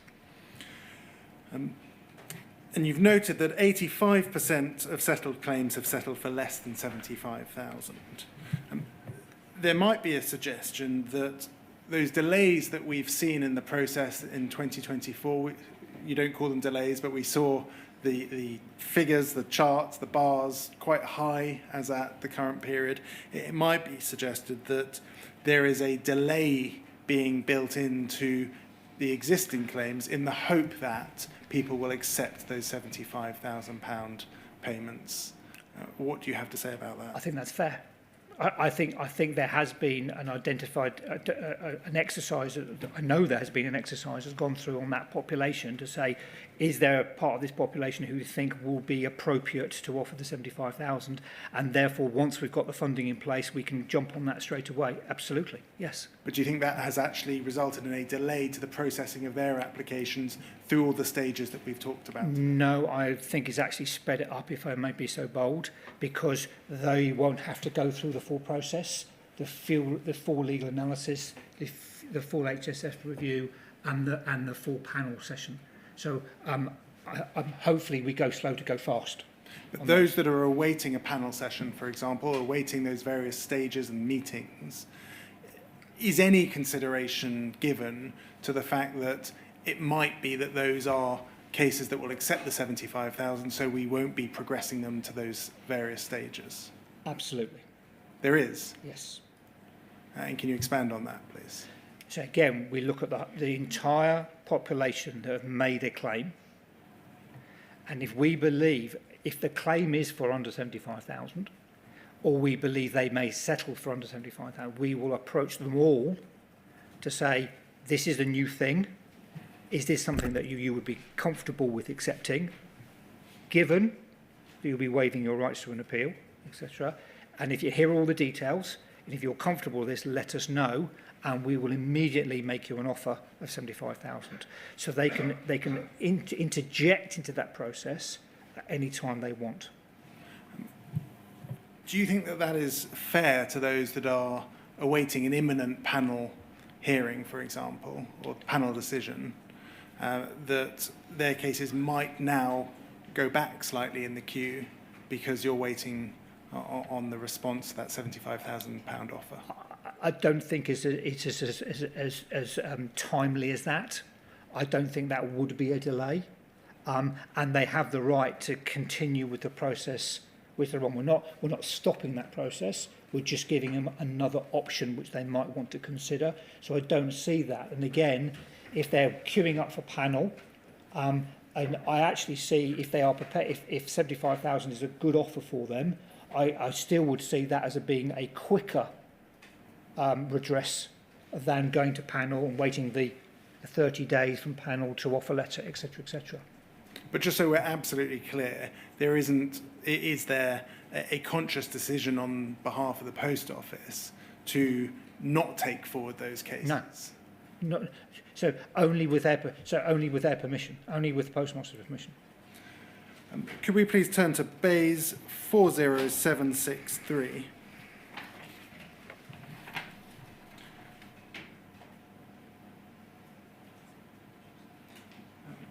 This is the minutes of a meeting with Minister Hollenrake on the 30th of April 2024. We can see there that you are one of the listed attendees.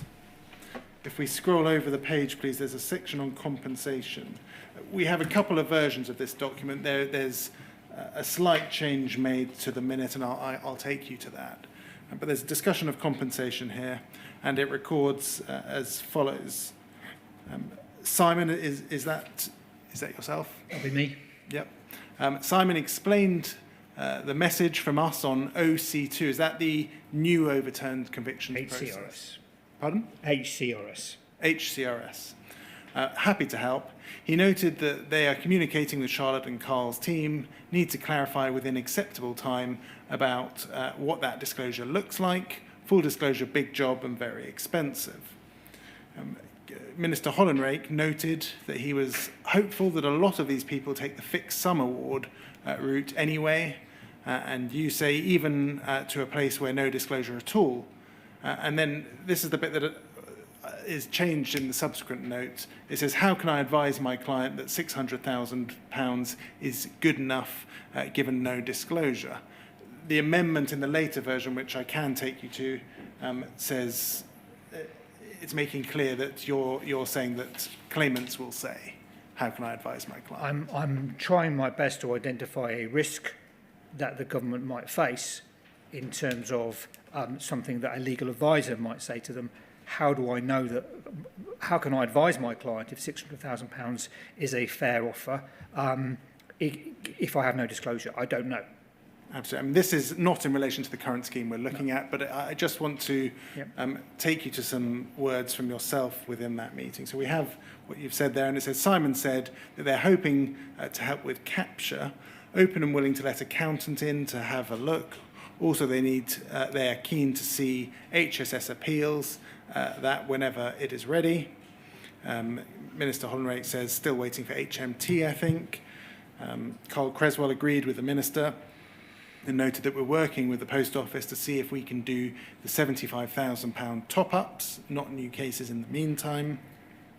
And that's the issue we've just been discussing, I think, in relation to the appeals process and the £75,000 offer.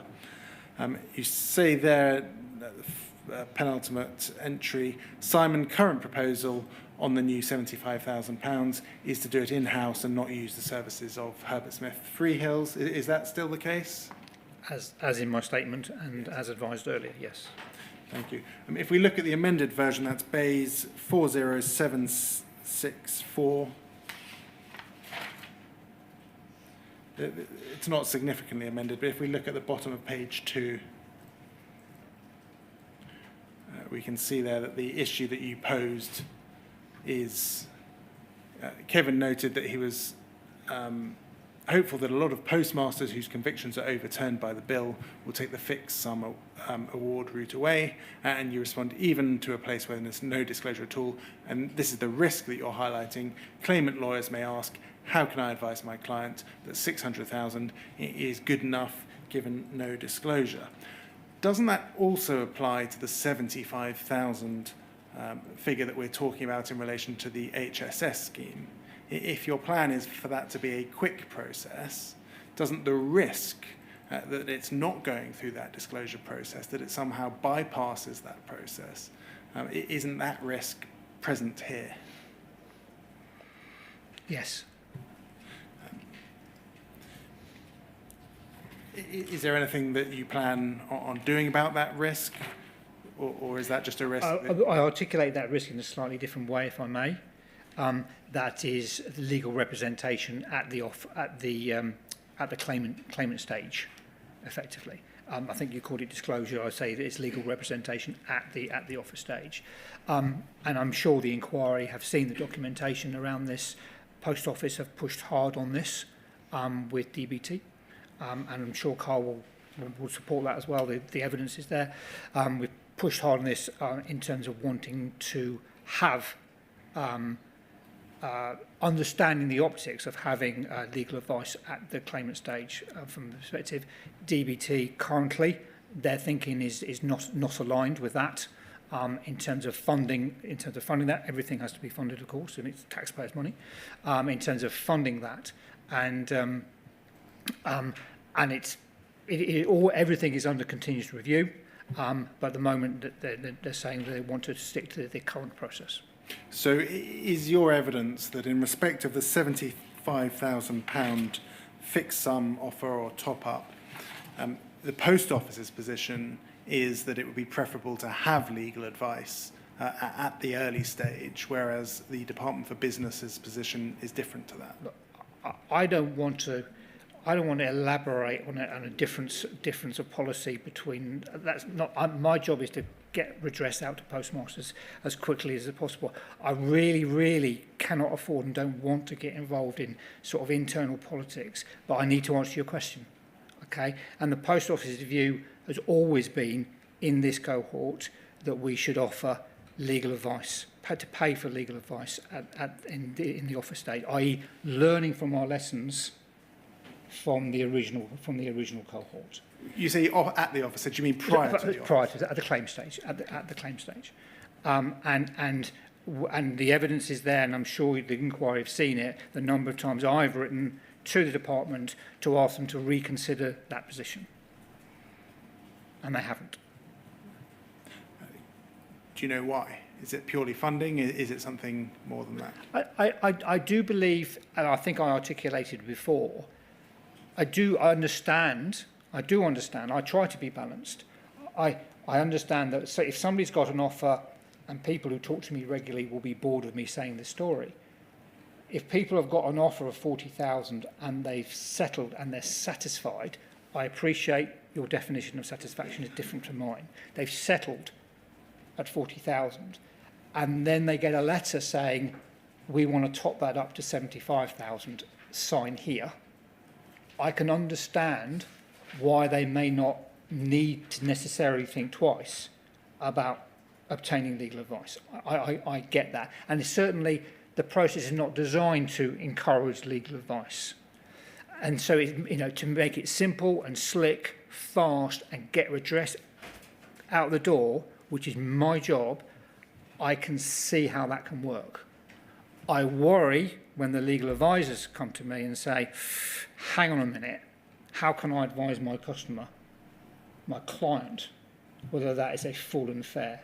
And that's a risk to me. Yeah, thank you. That can come down. Thank you. Moving on to interim payments, you've addressed that paragraph 22 of your sixth statement. I don't need to go to the actual paragraph. At first it was £10,000 limited to those in poor health or seeking or suffering from financial hardship. Is that correct? Correct. Those limits on availability were lifted in October 2022? Yeah. And since July of 2023, interim payments of up to 100% are available to applicants who have received an offer. Correct. Does that mean 100% of the amount that you're offered, you will receive straight away, irrespective of whether you contest it further or not? Yes, if you ask for it, yes. Thank you. What is the situation in respect of those who haven't received an offer in respect of an interim payment? How is that calculated now? So we do offer interim payments prior to offer, upon request, and particularly in hardship cases, but it's not limited to hardship cases. And we have a process where, as long as we've identified the shortfall, it's the amount of the shortfall we go up to that we can pay out. We don't get many requests for pre-offer interim payments. In fact, very, very few for pre-offer interim payments. How is that now going to work with the £75,000 offer? If essentially people are getting £75,000 as of right, albeit risking certain rights such as appeal rights, does that justify a greater interim payment to those who contest the £75,000 and say that their claim is worth more? So that's where the jeopardy comes in. And it's important that the inquiry understand that, is that if they decide not to take the £75,000 offer, and subsequently their claim is gone through the independent panel, etc., and comes out at less than 75,000, they'll get the lesser figure. And reflecting on it, do you feel that there should be or shouldn't be some sort of increase in the standard interim payment for those who are contesting, in light of the fact that they are contesting, but they have rejected a £75,000 offer? Well, it depends if they've got an offer or not. So if they've got an offer already, They get 100%. yeah, I have strong views. As soon as an offer goes out, it's not post office money, it's not government's money, it's postmaster's money. So as soon as that offer goes out, they're entitled to the lot. The dilemma I think you're articulating extremely well is the dilemma of when you haven't got an offer, the 75,000 has been rejected. So that's a pre-offer interim payment, and therefore we would go back to the shortfall. Exactly. Yes, And that's right. looking at the £75,000 figure that's now going to be offered, do you think limiting those interim payments just to the shortfall figure is sufficient and is right?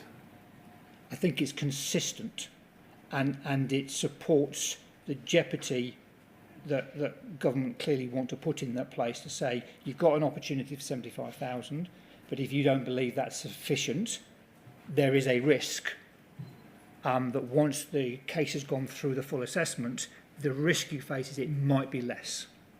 Thank you. Could we bring up onto screen your sixth witness statement at page 56?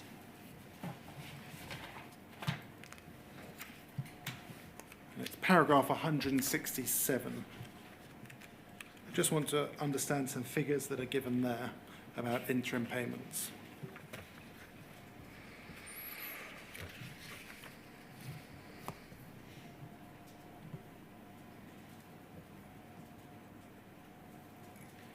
Yep. Yep. Thank you. So it's page 56, paragraph 167. You say there, in total, 474 interim payments have been paid to 312 applicants, 7% of applicants. Of these, Post Office have offered 174 single payments, equating to 100% of their offer, with the balance being partial payments, and 23% of complex applicants receiving an interim payment compared to 10% for standard applicants. Can you assist us? More interim payments have been made than there are applicants. Can you help us with that, please? Yeah, absolutely. It is confusing, and our apologies, that is a confusing paragraph. An applicant can have a number of interim payments. So they may, even if they may have an offer, and they offer, let's say, it's £100,000. They say, I'm going to go into dispute. In the meantime, can I have 50% of my offer? Of course you can. So we pay out 50%.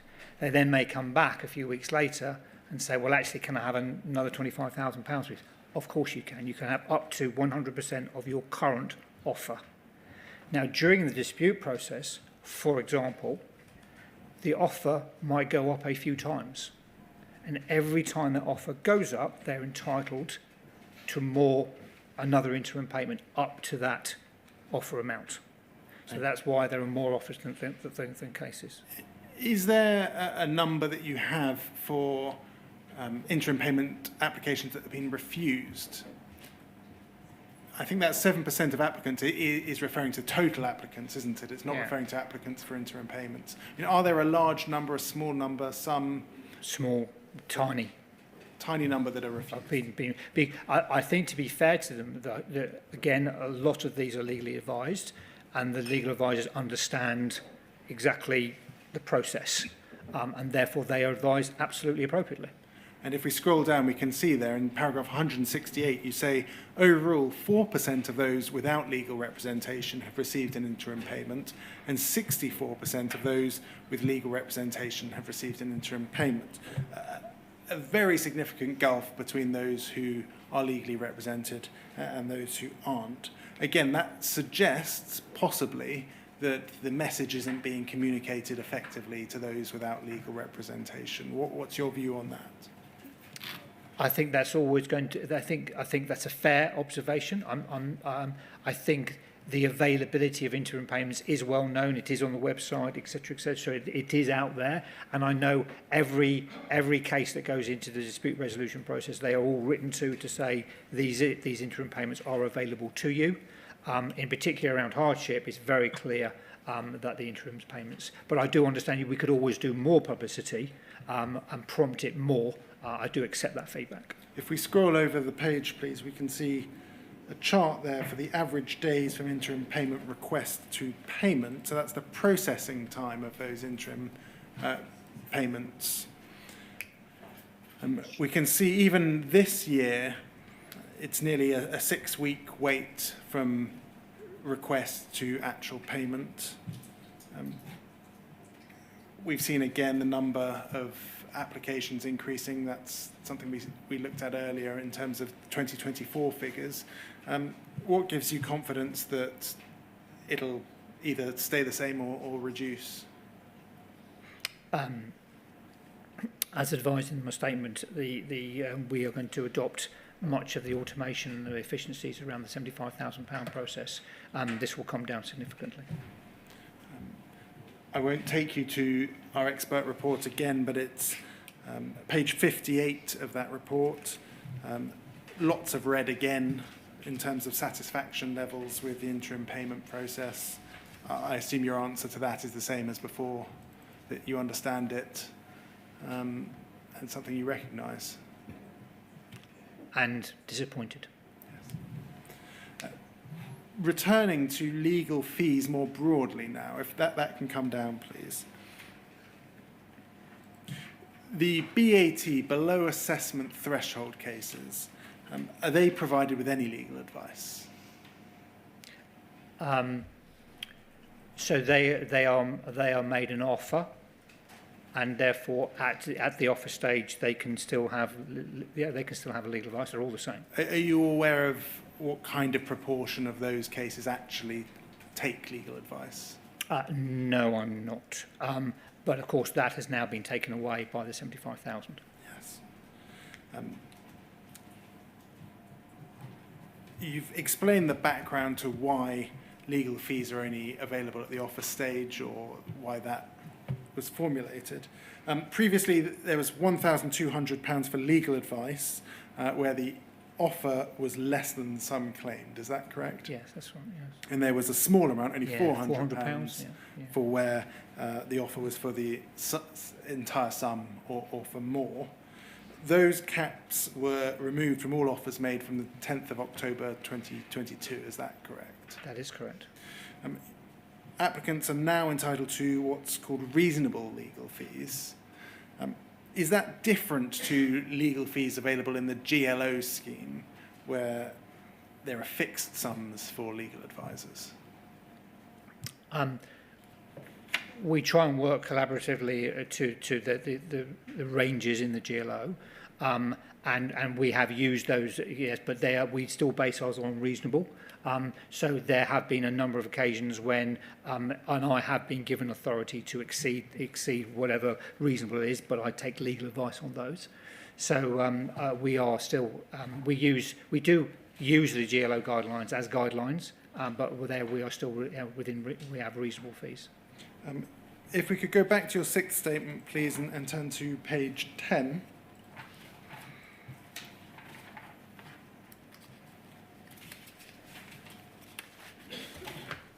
Paragraph 27, you give figures for the average legal fees.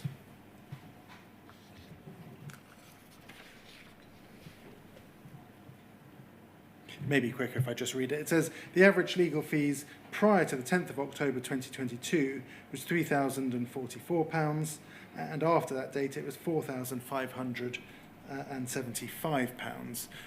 Can you assist us with that difference, why you think it is that those figures have changed? Just the submissions from the legal advisors. That's I'm very comfortable with them. If we could please turn to page 66.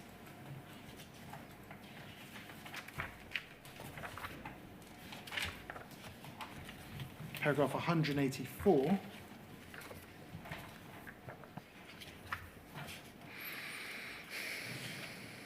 Thank you. We see there that the take-up of legal representation is low, 12% in respect of those who have had offers, 16% if you include legal support rather than legal representation. Why do you think that take-up is low?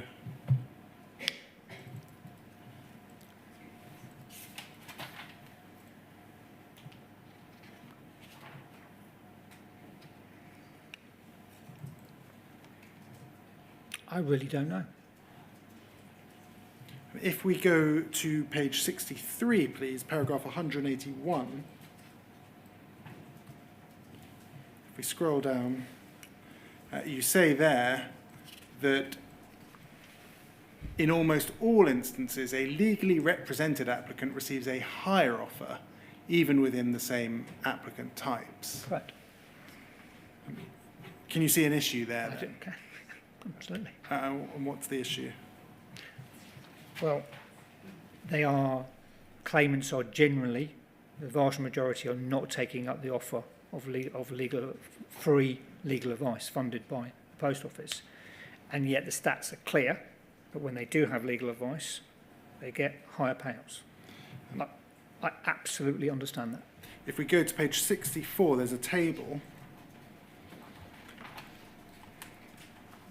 And we see there in 2024, for example, in complex cases, similar in 2023, it's almost double the figure where those individuals are legally represented.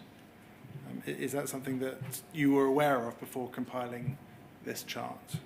I think this makes it much more transparent, but yes, I was aware. Yes. Does that in some way suggest that representations, further pushing from people representing individuals is necessary, and that actually the Post Office on its own isn't coming up with the right figures? I wouldn't call it pushing, I would call it representing. And why should that be necessary? To drive the figures up by, in some cases, double? Because they're representing their clients, and their clients are providing a position for them which they are asking to be represented. I do see it as an issue. Again, in my mind, I struggle with this. I absolutely get it, and that's the reason, one of the major reason why Post Office recommended, following Sir Wynn's prompt, around an independent appeals process where people, if they feel dissatisfied, now they see these statistics, the transparency that this is provided, and thank you for doing it, actually do they feel they have an unfair offer? Subject to Sir Wynn's challenge around, well, what's the parameters of that appeal? Who qualifies for the appeal? If in the way that I've articulated to government, and government have accepted this, is that if they believe, and the advisory board more importantly have said this, if they believe they've had an unfair outcome, and seeing these stats, they may feel they've had an unfair outcome, then they have the option for the appeal process. One thing we spoke about earlier was legal advice at an early stage. In the GLO schemes and the overturned conviction schemes, we understand that solicitors can commission a report, such as a forensic accountant report, from the outset. Might that, first of all, speed up this process? And secondly, as you've highlighted, have an impact on the final figures? And why do you think there is that difference of approach? I think there is an aspect of trying to keep this as legally light as possible. I understand that. A lot of the feedback, in fact, I noticed in the YouGov survey as well, there's a lot of feedback about this is too legalese. You know, why can't we just cut a deal on this and make it a much more simpler? I get that from many of the legal advisors as well. Why do we have to go through this process? Why can't we go into and just shake hands on things? So I think I'm not trying to counter it, because I'm absolutely agreeing with you, but I think there is this other aspect still that I still grapple with about how can we make this as simple and as unlegalistic as possible. Thank you. Before we take our afternoon break, I'm going to take you to that letter from Dr. Hudgell that we've spoken about. It's HUJ, I think it's 6 zeros and then 7. This is the new bundle, yeah? Yes. It's a letter of the 23rd of October of this year. So a very, very recent correspondence between yourselves.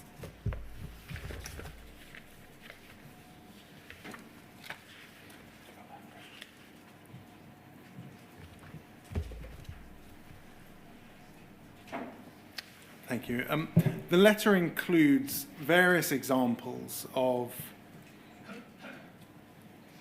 the differences between original offer and revised offers. If we scroll down, please. These are in respect of those who Dr. Hudgell represents. We see there at number 2, for example, the original offer 46,000 in December 2021, a revised offer of 140,000 by November 2022. Number 4, we see from £4,000 in the original offer to £133,000 within the space of, it's taken 2 years. The original offer July 2022, the revised offer September 2024. If we scroll over the page, number 8, we have there an original offer of 363,000 and revised 2 years later to 649,000. Very significant increases in these figures. Number 11, 298,000 to 421,000. 13, 260,000 again to 420,000. So quite similar increases in those 11 and 13, from 200 to 400,000. Do you accept that there are big changes in these offers and the revised offers? I absolutely accept them and think it's great. Number 9, we see there the original offer 42,000 in August 2022, 45,000 by May 2024, and we understand that that now stands at £171,592. So a dramatic increase, despite the fact that that figure not really changing very much between 2022 and 2024. What's your view on that? My view on that is that the legal advisors are doing the excellent job that they do, and they are gathering the information required for enable the panel, in many cases, if not post office, to increase the offers based on the evidence that is provided with the help of the legal advisors, maybe by forensic accountants, by medical reports, etc., etc. So I think the legal advisors are doing exactly what they should be doing and doing a brilliant job at it. Isn't something going a bit wrong, though, that there have been such dramatic leaps in those figures, taken so long to negotiate? So I think there are two separate issues here. In something going wrong, no, it's going right, because the evidence is being found in order to increase those offers to get to the fair redress. Timeliness is a separate issue, and I accept that challenge about how long it's taken. But and you know, this is a two-way street here. That we like to work collaboratively with the legal advisors, and make it clear to them what would help the case. Many of these cases, of course, all the cases have originated from the independent panel. That's where the original numbers come from, and many of these cases go back to the original panel. So again, they work within their terms of the panel work within their terms of reference to come up with these new offers. So they are basing it on evidence that has been produced by the postmasters and the legal advisors. So this is a process taking too long, but it is working. It's working for those who are, in this case, represented by Dr. Hudgell and represented by others. But if we can turn back to the YouGov report, that's EXPG 607, and if we look at page 52 of the YouGov report, it addresses legal advice. Page 52.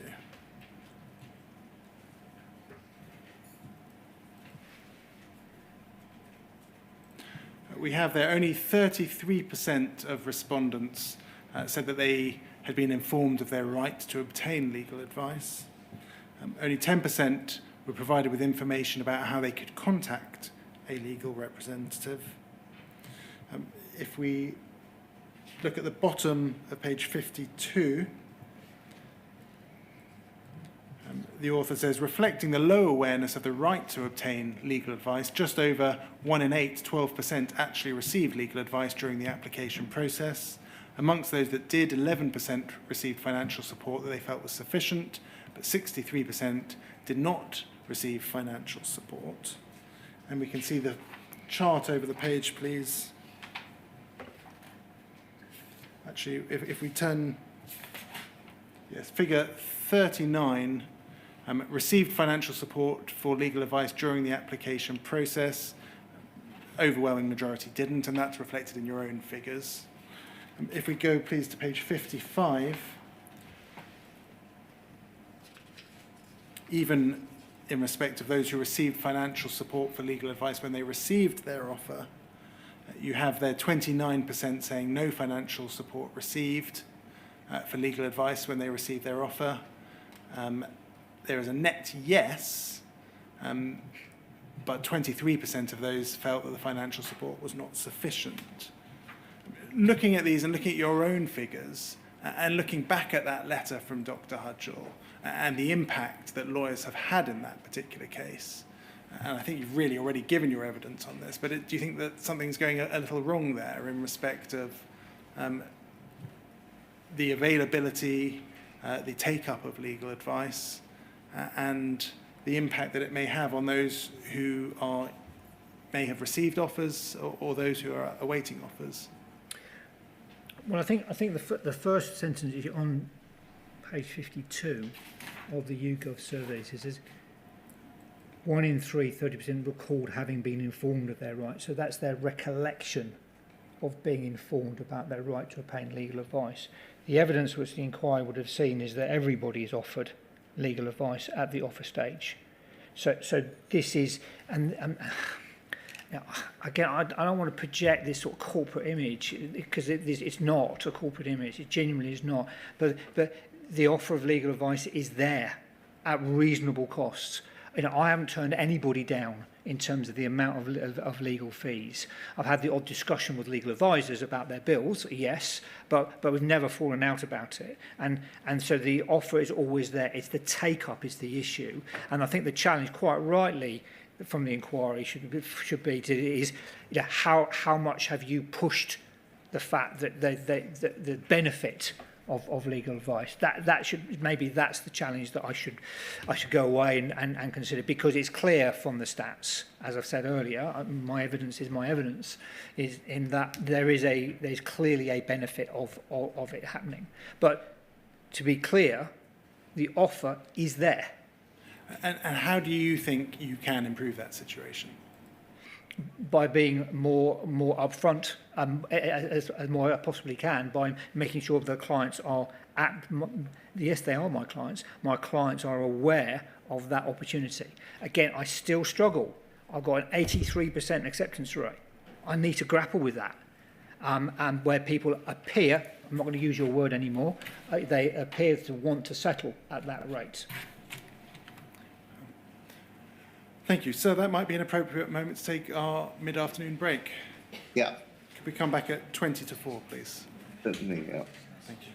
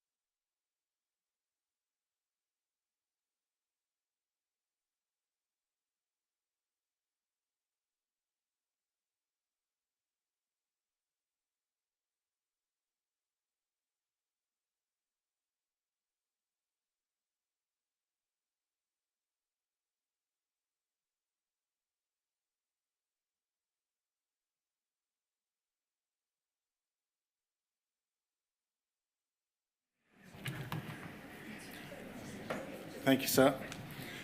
Mr. Recaldin, my last question in relation to the historic shortfall scheme concerns an end date. When do you expect it to close? Is there a date fixed? And has a date been publicised? Expectation, don't know. Is there a date fixed? No.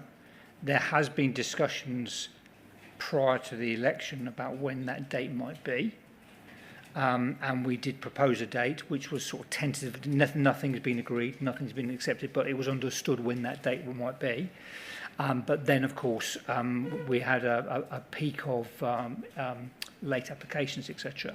So the date that was originally discussed was actually March 2025. And we've been advised by government that might still be being considered, but let's not take that as a date that will be publicised. So yet to be determined. And is that a date for potentially the application process to stop or the entire scheme to finish? Applications to be in by. Thank you. One thing that you've mentioned is the Postmaster Contact Centre. You've addressed that in your witness statement. You say it opened in September of this year. Can I clarify, is that simply for the HSS scheme or for all schemes? It's for whatever the postmasters want, so it will be for all the schemes. Currently, it's predominantly to do with HSS because that's the incoming, but we also mandate outgoing calls as well to be helpful and proactive. In the fullness of time, it will absolutely be anything we can do on the OC side as well. And what steps have you taken to publicise that contact centre? It's available on the website and available via correspondence.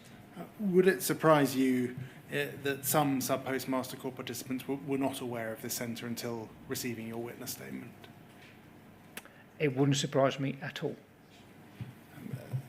In light of that, is there anything that you have in mind that you could do to publicise it more? So in the mass mailing, which we've currently started, is absolutely included on that. So there will be huge publicity because of the up to 30,000 letters that are going out is included in that.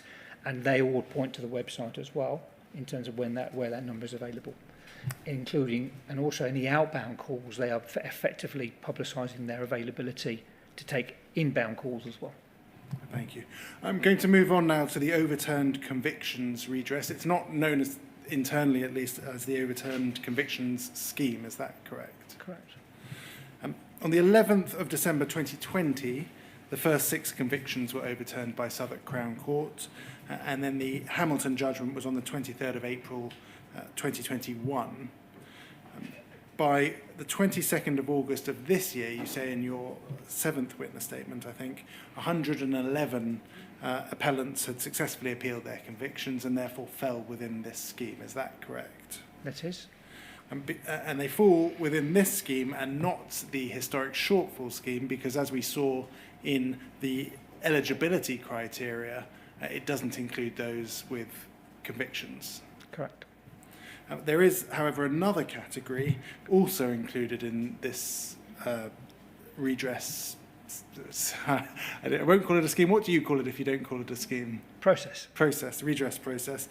And that is those who were prosecuted but not convicted and who aren't postmasters and therefore also fall outside of the historic shortfall scheme. Is that right? Correct.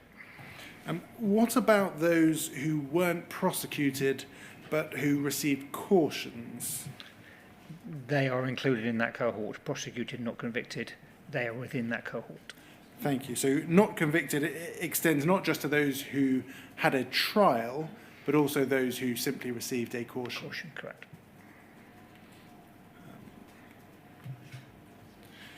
In terms of government funding, you've said in your witness statement that became available in July 2021. Was that difficult to obtain? No.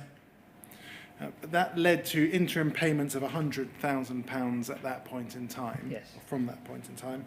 And then there was a second funding agreement in December of 2021. Again, was that difficult to obtain? I wasn't around, so I don't know, but my understanding was it followed the process and it was put in place. Could we please turn to poll 00448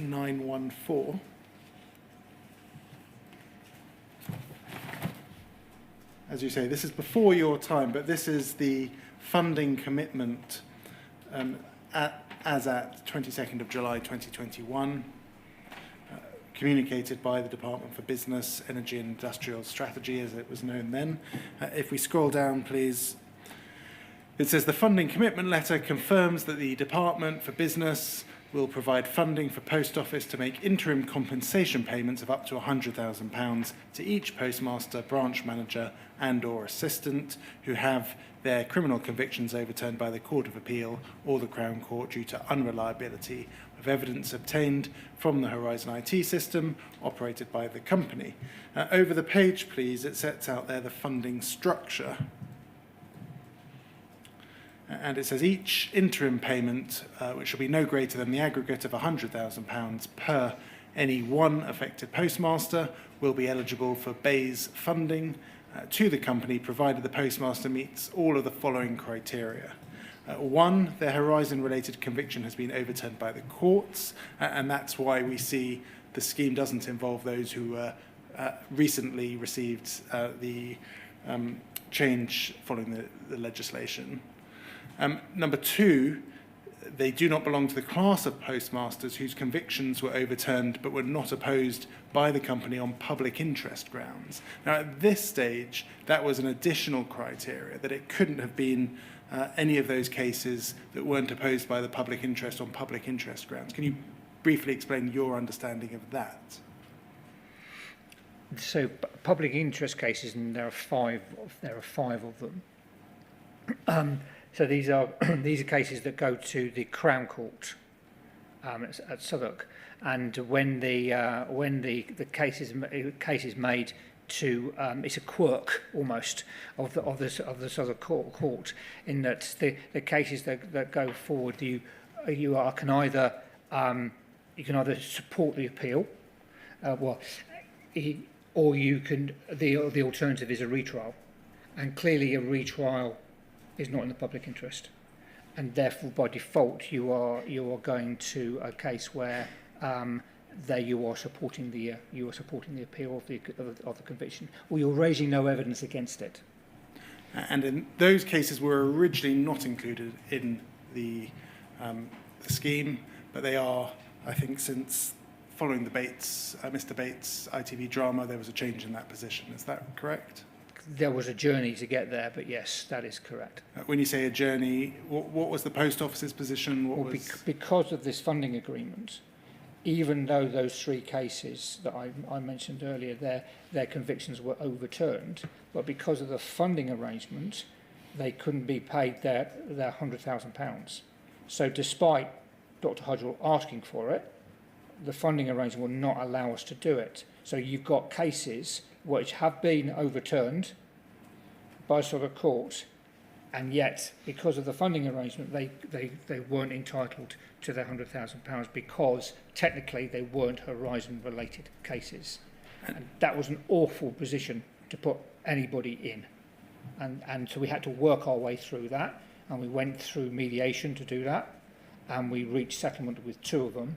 Subsequently, due to the Bates and the mass exoneration, those cases have now been reopened and now back in OC.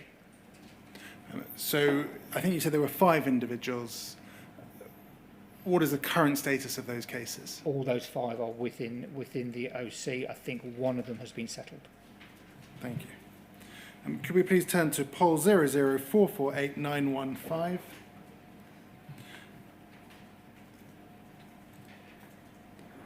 This is the second letter of 20th of December 2021, and it's the funding commitment letter that confirms the department will provide funding of up to 685 million to the Post Office when aggregated with the funding committed under the interim payment funding commitment letter. The total funding amounts to 780 million, and then it sets out below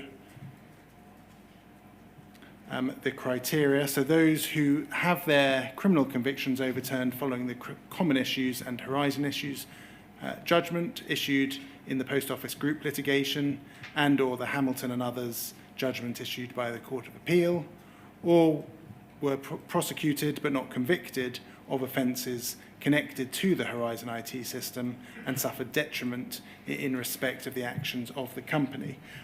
Am I to understand, therefore, that that has now changed and we should add to that a third category of those who received cautions?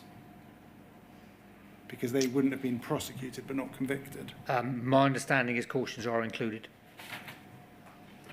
Are you aware of any formal change to any agreements in that respect? No, I'm not. If we go over the page, please, to the bottom of the second page, it says there, the department has agreed to fund the claim payments made by the company to fulfil BEIS's commitment to delivering compensation to postmasters fairly and as quickly as possible, and supporting and maintaining the post office network. It continues a couple of sentences on. This funding commitment letter specifically covers the provision of funds for claim payments for the OHC liabilities only, and is provided to support the company in delivering its rescue and restructuring plan. Can you assist with how the redress for these cases relates to supporting and maintaining the post office network or the rescue and restructuring plan? I'm sorry, I can't help you there. That can come down, thank you. Let's move on then to interim payments. Interim payments under this scheme were introduced in July 2021, as we've seen, for £100,000. They were increased to £163,000 in November 2022, following representations made by Lord Dyson, who was carrying out the early neutral evaluation, which we're going to come to. Is that correct? Yes, it is. More recently, it's increased for those who don't seek what is referred to as a government offer, and that's the £600,000 payment, which we're going to come to as well. It's been increased to £450,000 as an interim payment at the request of Sir Gary Higginbottom. Is that correct? That's my understanding. You've set out in your seventh statement, paragraph 122B, that the average time between submitting interim payment applications and the payment is 34 working days. Is that correct? That's my recollection. So let's look at the government offer. Since the 18th of September of 2023, there has been an offer of £600,000 to all overturned conviction claimants. Is that correct? Correct. Correct. Correct. That doesn't apply, though, to those who are prosecuted but not convicted. Is that right? That is right. Can you assist us with why there is that difference? Because the difference is the actual conviction. In respect of the rights, and we spoke about this in respect of the HSS scheme, am I right to say that the £600,000 is only available to those who don't seek a full assessment of their claim? Correct. You've said in your seventh statement that by the 31st of May of this year, there were 40 accepted cases. And you've said that the average length of time from receiving the offer to payment is 20 working days. Is that all correct? Yes, that's right. Pardon? Yes, sorry. Thank you. Could we please turn to BEIS 0000719, please? 40719.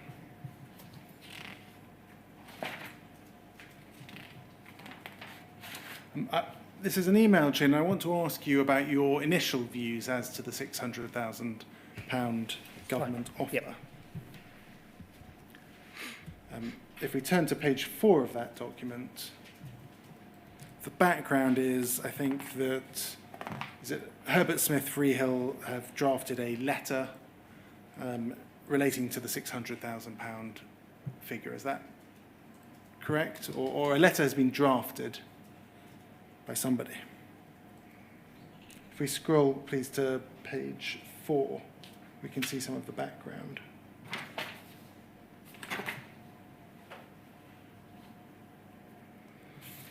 Do you recall this chain where you're commenting on a statement that's being made in respect of that £600,000?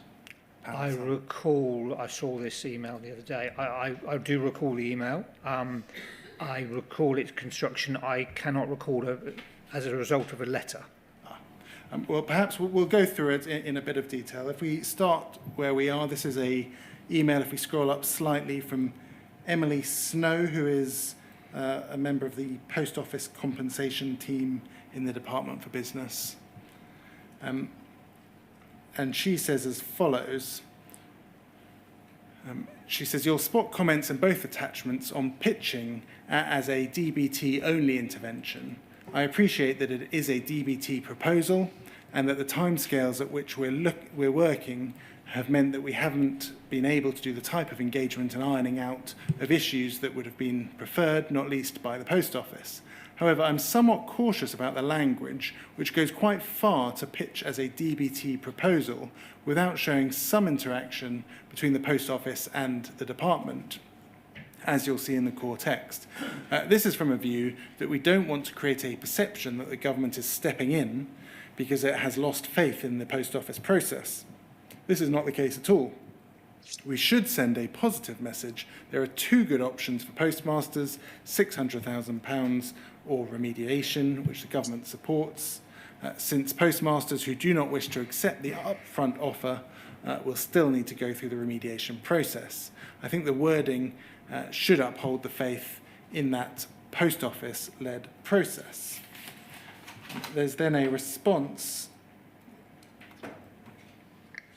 and we see there, it's the email below from Neil McDade that says, by way of an update, Herbert Smith Freehills have crafted a high-level heads-up letter to claimant representatives, which the department have commented on. They've also provided comment on the core lines to the Post Office. And it's above that we see your response. And it's that response that I'd like to talk to you about. You say as follows, you say, care with the statement, please. You're absolutely right. This does read as a DBT proposal without showing interaction between the Post Office and DBT.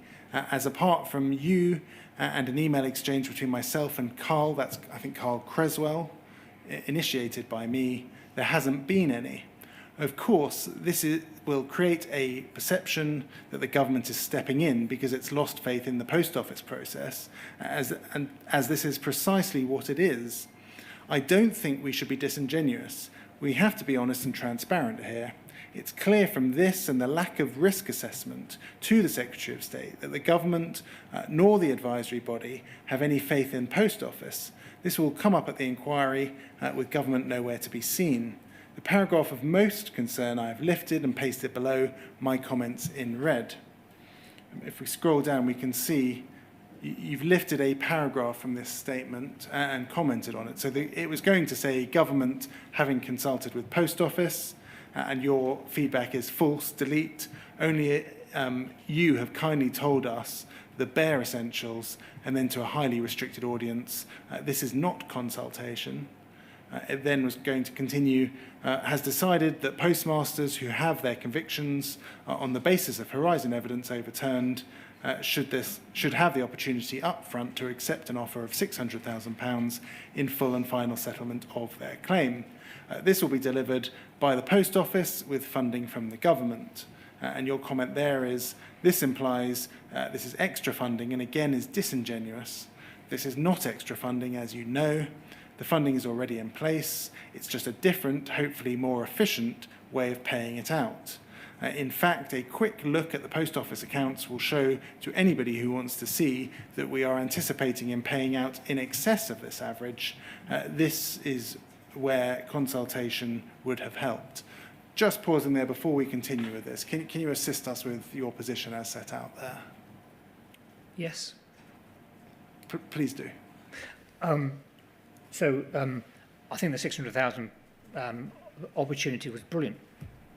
I think it was an inspired idea in terms of how to speed up Redress. It was, I think I'm clear in my note, it's the way that it was imposed on Post Office, and yet we were told that it was clear in the correspondence that they had consulted with Post Office. Government had not consulted with Post Office. My statement is clear. I was told about it literally in a quarterly shareholder meeting we had, I was advised that it was going to be launched the next day. I knew about it probably 24 hours before then, because I did request DBT whether or not we could see the press briefings around it, and I think I was politely declined that as well. So it was all shrouded with secrecy in terms of its actual launch. There was no, but Post Office were expected to operationalise it, manage it, and push it through. So, and that came out in my note. There was no consultation, which can be fine. It doesn't mean to say it's not a good idea. It's still a good idea. Don't get me wrong. And it came directly from the Secretary of State, and that was one of the reasons why we believe that it was confidential, etc., etc. It was kept under wraps because it had to make an impact, And a positive impact. why do you raise a concern about the extra funding being disingenuous, or reference to extra funding being? Because the impression that was given by the statement was that government had proactively found additional funds in order to be able to do this. And that was not the case. The funds, as I articulate, the funds are already available. It's just a different way of doing it. Thank you. Do you have a similar view in respect of the budget announcement that's just happened in respect of the extra funds? Forgive me, my job is to pay out redress as fast as I can, and I know I'm being challenged on that, and as much as I can. I really do not, my preference is massively not to get involved in politics with a small p and a large p. But I have to answer your questions. And there are elements in this, and there are obviously elements in the Chancellor's thing that are political. And I find myself in a really, really difficult position around that, because the politicians with a capital P are taking the opportunity, and that's their right, they're politicians, that's what they do, to take advantage of that to, I don't know what, to give themselves publicity, to give themselves credit for whatever. This 600,000, to your point, is a Secretary of State decision. Thank you. We'll move on. You say, I suggest we change to government has decided that postmasters who have their convictions on the basis of Horizon evidence overturned should have the opportunity up front to accept an offer of £600,000 in full and final settlement of their claim. You say, I think this is damaging enough and is a bit more like the truth, please. I think somebody has to try and cling to some morals here, please. This is an imposition, and it should not be flowered up in any other way. The Department for Business, the Secretary of State should take the credit for this initiative. Let's not forget that this will be exposed at the inquiry, where this will be seen for what it is, a clear political intervention into a post office scheme with good/excellent intent, but simply not thought through, which is how the legal representatives will view it. Interestingly, despite the common interest and direct request, Post Office have yet to be extended the courtesy of seeing the legal advice given on this, on the scheme we have to run. Does any actually exist? What do you mean by simply not thought through? The allegation that we were consulted, the Post Office were consulted when we weren't, and part of not thought through was we immediately started asking questions around what does this 600,000, is it a minimum payment? And it became apparent it wasn't a minimum payment. Oh, right, okay, so how are we as the operational people going to administer this?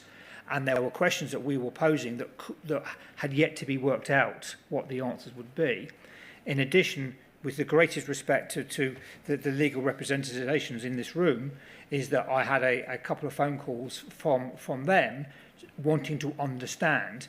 And to my point about the politicalisation of this, I got 2 calls from legal representation sitting in this room before I was advised of this scheme to say this is about to be launched. What's your comment on this, this and this, please?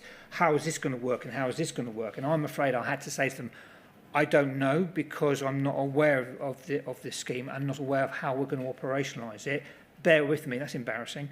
Bear with me, I will come back to you as soon as I know the answers. So that's where that comes from. And there was some publicity around this because effectively that population out there of convictions, it became immediately apparent that the spin on it was that everybody was going to get a minimum payment of £600,000. We had direct approaches from very distressed postmasters that because the people knew they were in that cohort and that they knew they were making a claim, they were going to get £600,000. And we did have reports of people actually knocking on their door about it, and that was quite distressing. And I got that feedback through the legal advisors as well. Do you mean that they were concerned for their safety or for being chased for money from third parties? To that point, the vast majority were anonymous. And yet, if anybody knew they were making a claim or part of the scandal, then they knew that that effectively this was saying that they're going to get a minimum of £600,000. You continue. For your information, we have had a pecuniary claim in from Hudgels at the end of last week for £18,000. Their non-pecuniary was settled for £195,000. Under this proposal, this individual will enjoy £600,000. I'm not saying this is wrong, and you know I want to pay out these sorts of sums, but to date have been prevented by value for money restrictions, evidence, governance, etc. Just pausing there. Now, you addressed value for money at the very beginning of your evidence today, and you said that you didn't think that value for money restrictions were being imposed in respect of the settlement of compensation claims. Yeah. This reads somewhat like it did have a role. Yeah, I could understand that it's not meant that way, but it's a list of processes, restrictions that I had to go through, and governance that I had to go through. I do understand your point about, but no, please, value for money is not applicable in this. You continue, at a stroke, all credibility/professionalism is gone. Never mind the months of work put in by Post Office and DBT on principles and working with postmaster lawyers. The inquiry will see all this. I have to assume all are comfortable with this. I'm not. It might be suggested that what you're saying there is you're not happy with the £600,000 scheme because, for example, in that Hudgels case, the Post Office could have got away with a lot less.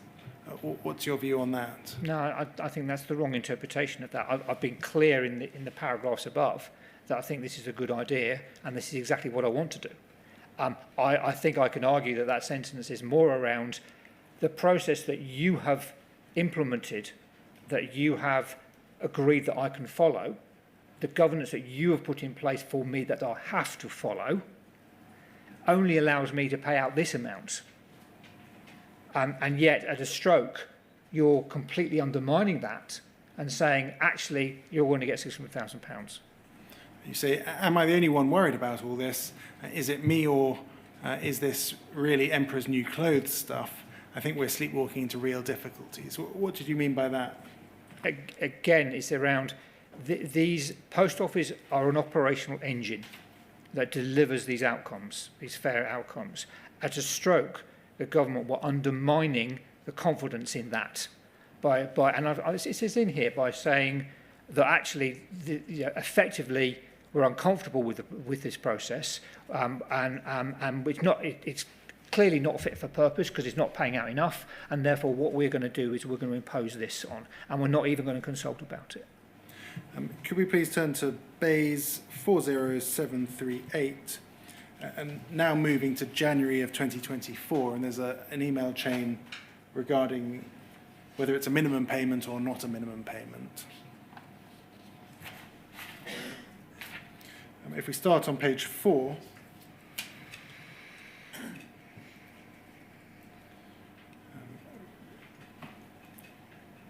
we see at the bottom of that page being forwarded to you an announcement from the government announcement, re-overturned convictions.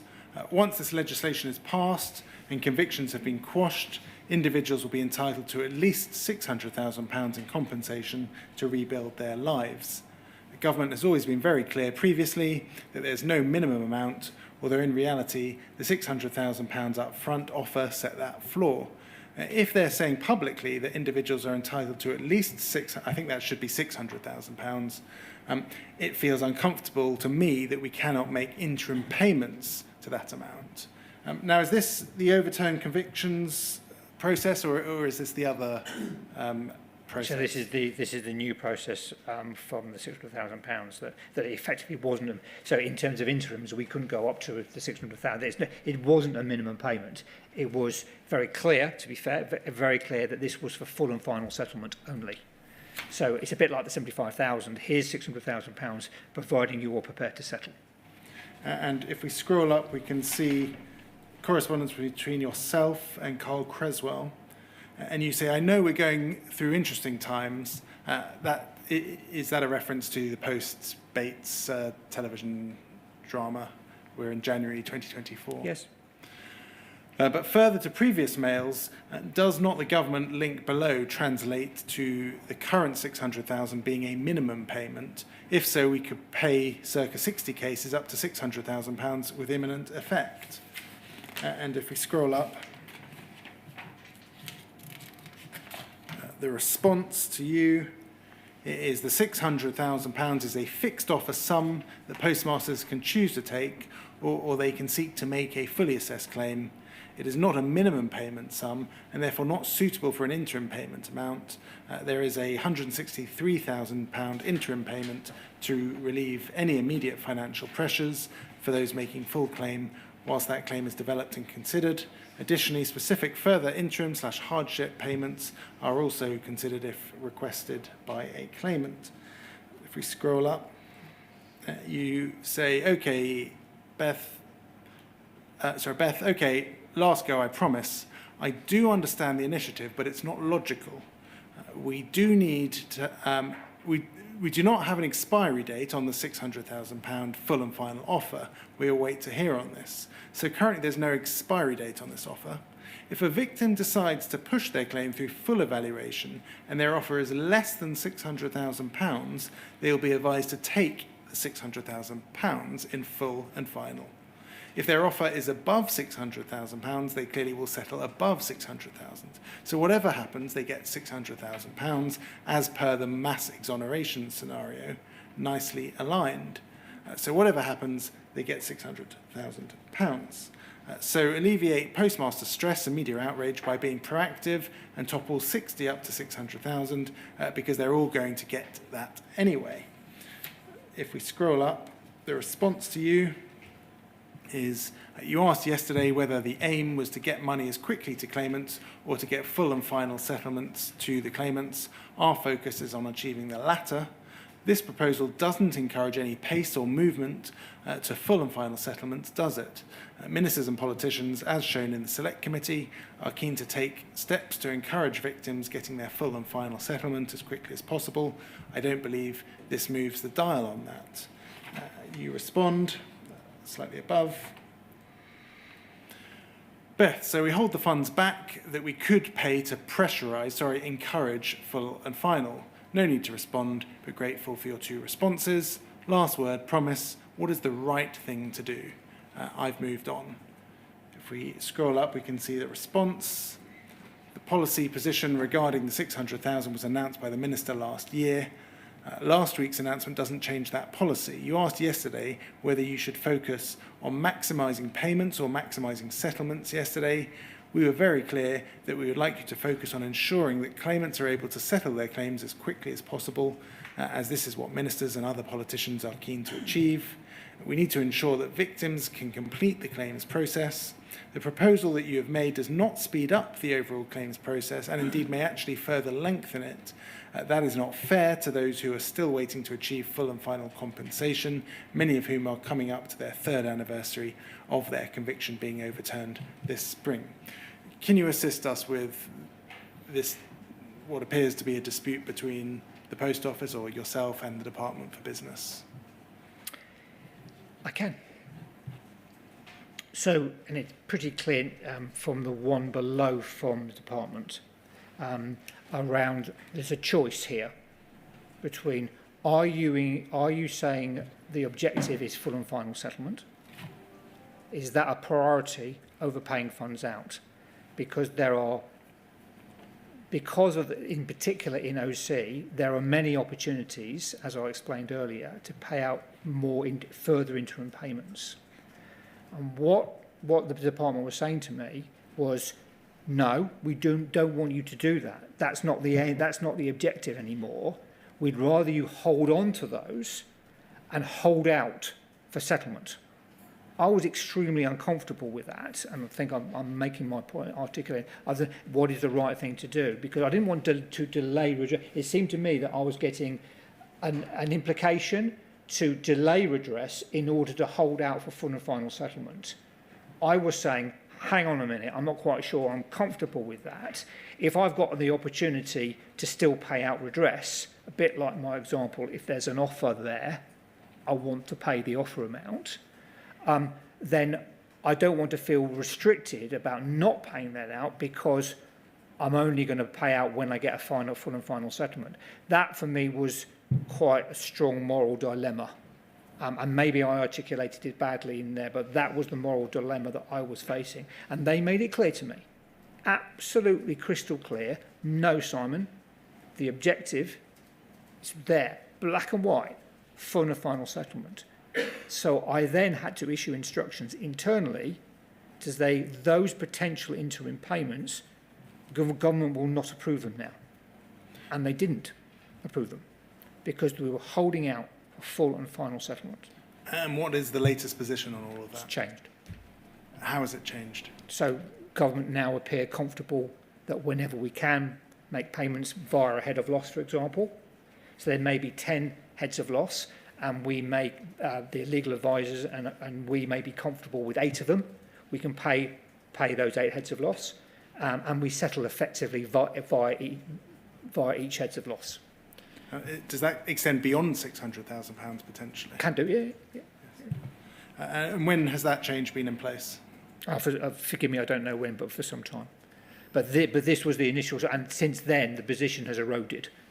But can you give us an idea? Was it in the summer, in spring? This is January of this year. Yeah, this would have been during the summer. Yeah.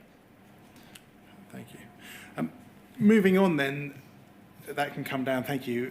Moving on from interim payments, there's then a full assessment for those who don't opt for the government offer. Yeah. Claims are made of pecuniary, that's financial losses, and non-pecuniary losses, such as physical and mental loss impact. Let's start with non-pecuniary. You've addressed this in your 7th statement at paragraph 100. You describe the early neutral evaluation scheme that was set up in 2022. Lord Dyson was appointed to the role of evaluator, and he evaluated at that point 10 claims. And this led to Lord Dyson's evaluation of the 29th of July 2022, which set out the ranges of redress for various heads of claim. Is that correct? Correct. Lord Dyson considered matters again in December 2023 relating to whether the money from the group litigation order should be deducted. Can you summarise for us what his finding was in that respect? Well, nobody should deduct the GLO payments that are already been made from redress. Do you know what the Post Office position was in respect of those GLO payments prior to that decision? That we were deducting them. And were you in favour of deducting them, or was there an internal discussion that you were party to as to whether that was the right or wrong thing to do? I was aware of the policy, the process to do it. I wasn't involved in any debate about whether to do it or not. It was just accepted that their overall redress would be discounted by the redress that they'd already received. Thank you. The Post Office, you say in your statement, has offered to refer 3 further cases to Lord Dyson for his own review, but that hasn't occurred. Can you briefly assist us with what that involved and why it hasn't occurred? There are 3 specific cases. Forgive me, I think they all come from one legal advisor, and we are very, very keen where the legal advisor is not agreeing with the non-pecuniary offers that we are making. And in order to resolve those, we have suggested that we go back to Lord Dyson to help us evaluate, and we are extremely supportive, and we are trying to encourage that proactively, and as yet we haven't managed to get the time in the diary from the legal advisor's perspective. And is that something that Lord Dyson is happy to do? Yeah, absolutely.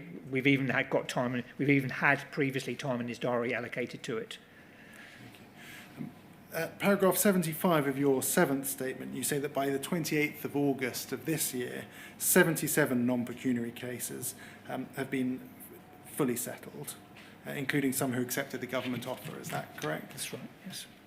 I think you say 77 non-pecuniary, 9 non-pecuniary haven't settled, 25 more expected but not yet submitted. Perhaps we can bring that onto screen. That's the 7th statement, so WITN 09890700. That's paragraph 75.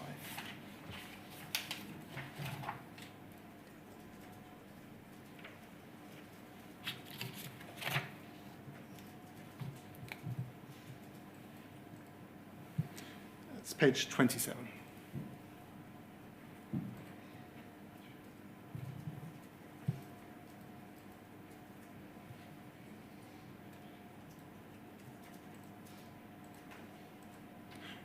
Thank you. So that gives the figures there. 77 non-pecuniary claims have been fully settled.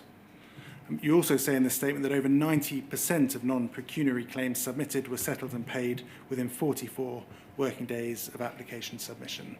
Is that right? That's right. It appears from your statement that the non-pecuniary cases that take a longer time is bankruptcy cases. Is that right? Yes. So whereas in the HSS scheme, I think you weren't particularly concerned about the bankruptcy cases and delay, is there a concern there at the moment?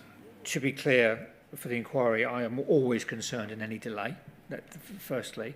And again, where the bankruptcy is involved, we just have to engage with a third party, and therefore that elongates the process, builds in delay.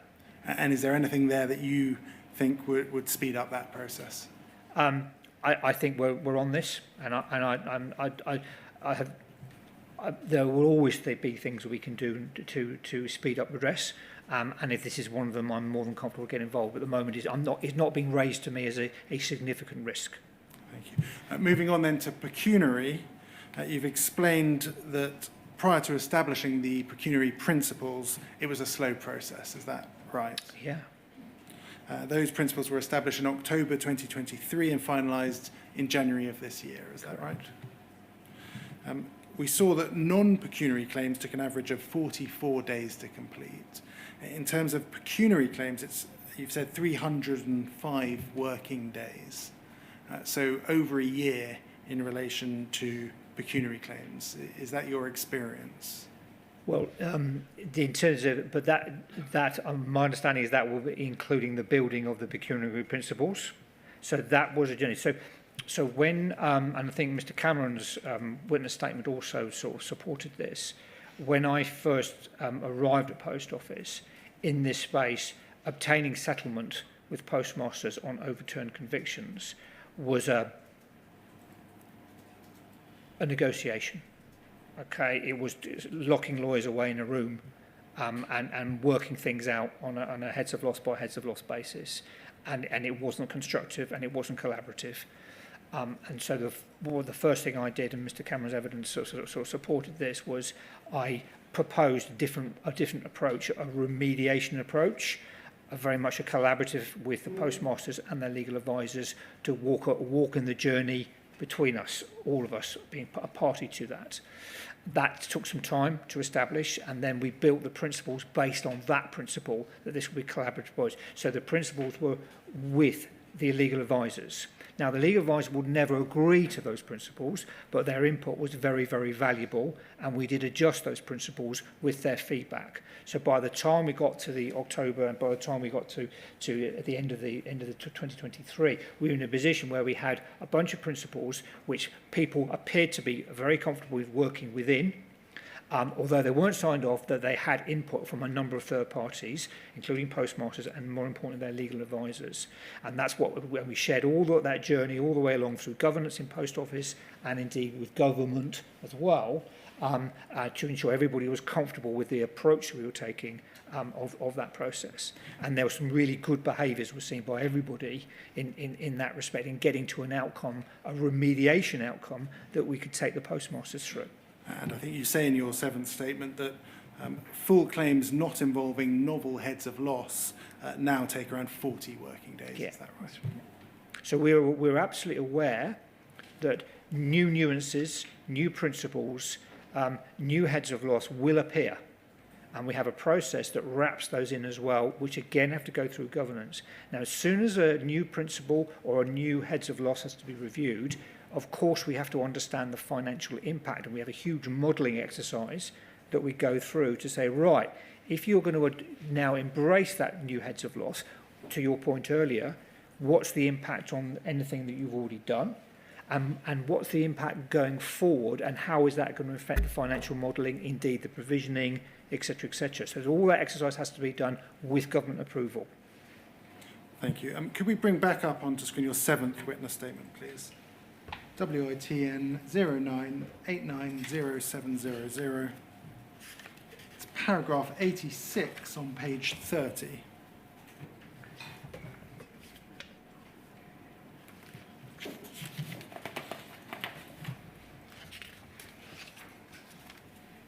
Paragraph 86. As at the 28th of August 2024, all claimants except 3 have received a payment in some form, whether an interim payment or final settlement payment. These 3 claimants had their convictions overturned between late January and August 2024. All 3 have been sent an interim payment application form, with 1 claimant accepting the interim payment. This interim payment was made on the 2nd of September 2024. Can you assist us with how many pecuniary claims have finally settled and how many are outstanding, or an indication of that? So what I can is hopefully assist you with, I probably have somewhere got the complete breakdown. I'm happy to supply that to you. What I can hopefully help the inquiry with, out of the 111 cases, because that's a fixed population now because of mass exoneration. So that out of the 111 cases, 61 have settled. The vast majority of those are the 600,000. But there are other cases that are above 600,000 that have settled. So 61 settled. There remain 50 cases. Of the remaining 50 cases, every single one to this point in paragraph 86, every single one has had at least a minimum payment of £200,000. Many of them have settled on non-pecuniaries, and some of them have settled on pecuniaries as well. I haven't got that precise breakdown here. I think it is in my statement of as it was at the end of May. I'm happy to provide the inquiry with updated figures on that. Thank you very much. So we're going to shortly break for the day. Mr. Recaldin is able to come back tomorrow morning, and we are able to accommodate Ms. Mumby to be completed within the day as well. That's fine. Just 2 rather pedantic points, Mr. Recaldin. When you say that the number 111 is now closed, technically that may not be right. Ooh, you're absolutely right. In the sense that there could be non-convicted but prosecuted postmasters who would come forward still, and there could be, if you were right about this, postmasters who had been cautioned who have not yet come forward. You're absolutely right, of course, Sir Wynne. Well, he doesn't. No, I could be wrong. No, you're absolutely right. But in my head is absolutely the funding allows the prosecuted, not convicted population into the OC funding space. But because they're not convicted case, I haven't included. So in terms of overturned convictions, my understanding is a lockdown population. Thank you for the clarity. You're absolutely right. But the reason I was thinking about that was, and I certainly may be wrong about this, I hadn't appreciated previously that cautioned postmasters were within OC. And when I was reading the section of your witness statement, which deals with prosecuted but non-convicted cohort, paragraph 29 onwards. Don't bring it up now. I'll just ask you to look at it overnight. There's no mention of cautioned sub-postmasters, and I'm very happy that you may be right about it, but I would like you to clarify that for me, if you would. Sir Wynne, I would appreciate the opportunity to clarity, and I think Mr. Blake also pointed out in the funding arrangement it didn't refer to the word caution either. And as soon as I've said that, I'm now doubting myself. So I'm pretty sure it does, but I need to thank you for the opportunity for me to go and seek clarity. I will do that overnight. That's fine. Thank you. Well, thank you very much for giving evidence all day. And I'll see you, I think it's 10 o'clock, Mr. Blake, tomorrow? Yes, we can accommodate both Mr. Recaldin and Ms. Mumby tomorrow, even with a 10 o'clock start. Fine. Well, that's fine. And so I'll see you at 10 o'clock tomorrow So morning. can I just clarify for Mr. Recaldin, obviously he can't speak to anybody about his evidence subject to that one issue relating to the caution. Yeah, I think that must be right, Mr. Recaldin. You're not supposed to speak about your evidence unless I specifically allow you to do so, and certainly in relation to the clarification which I have provoked, you can speak to whoever you think is appropriate, all right? Thank you, Sir Wynne. Yeah. Thank you, sir.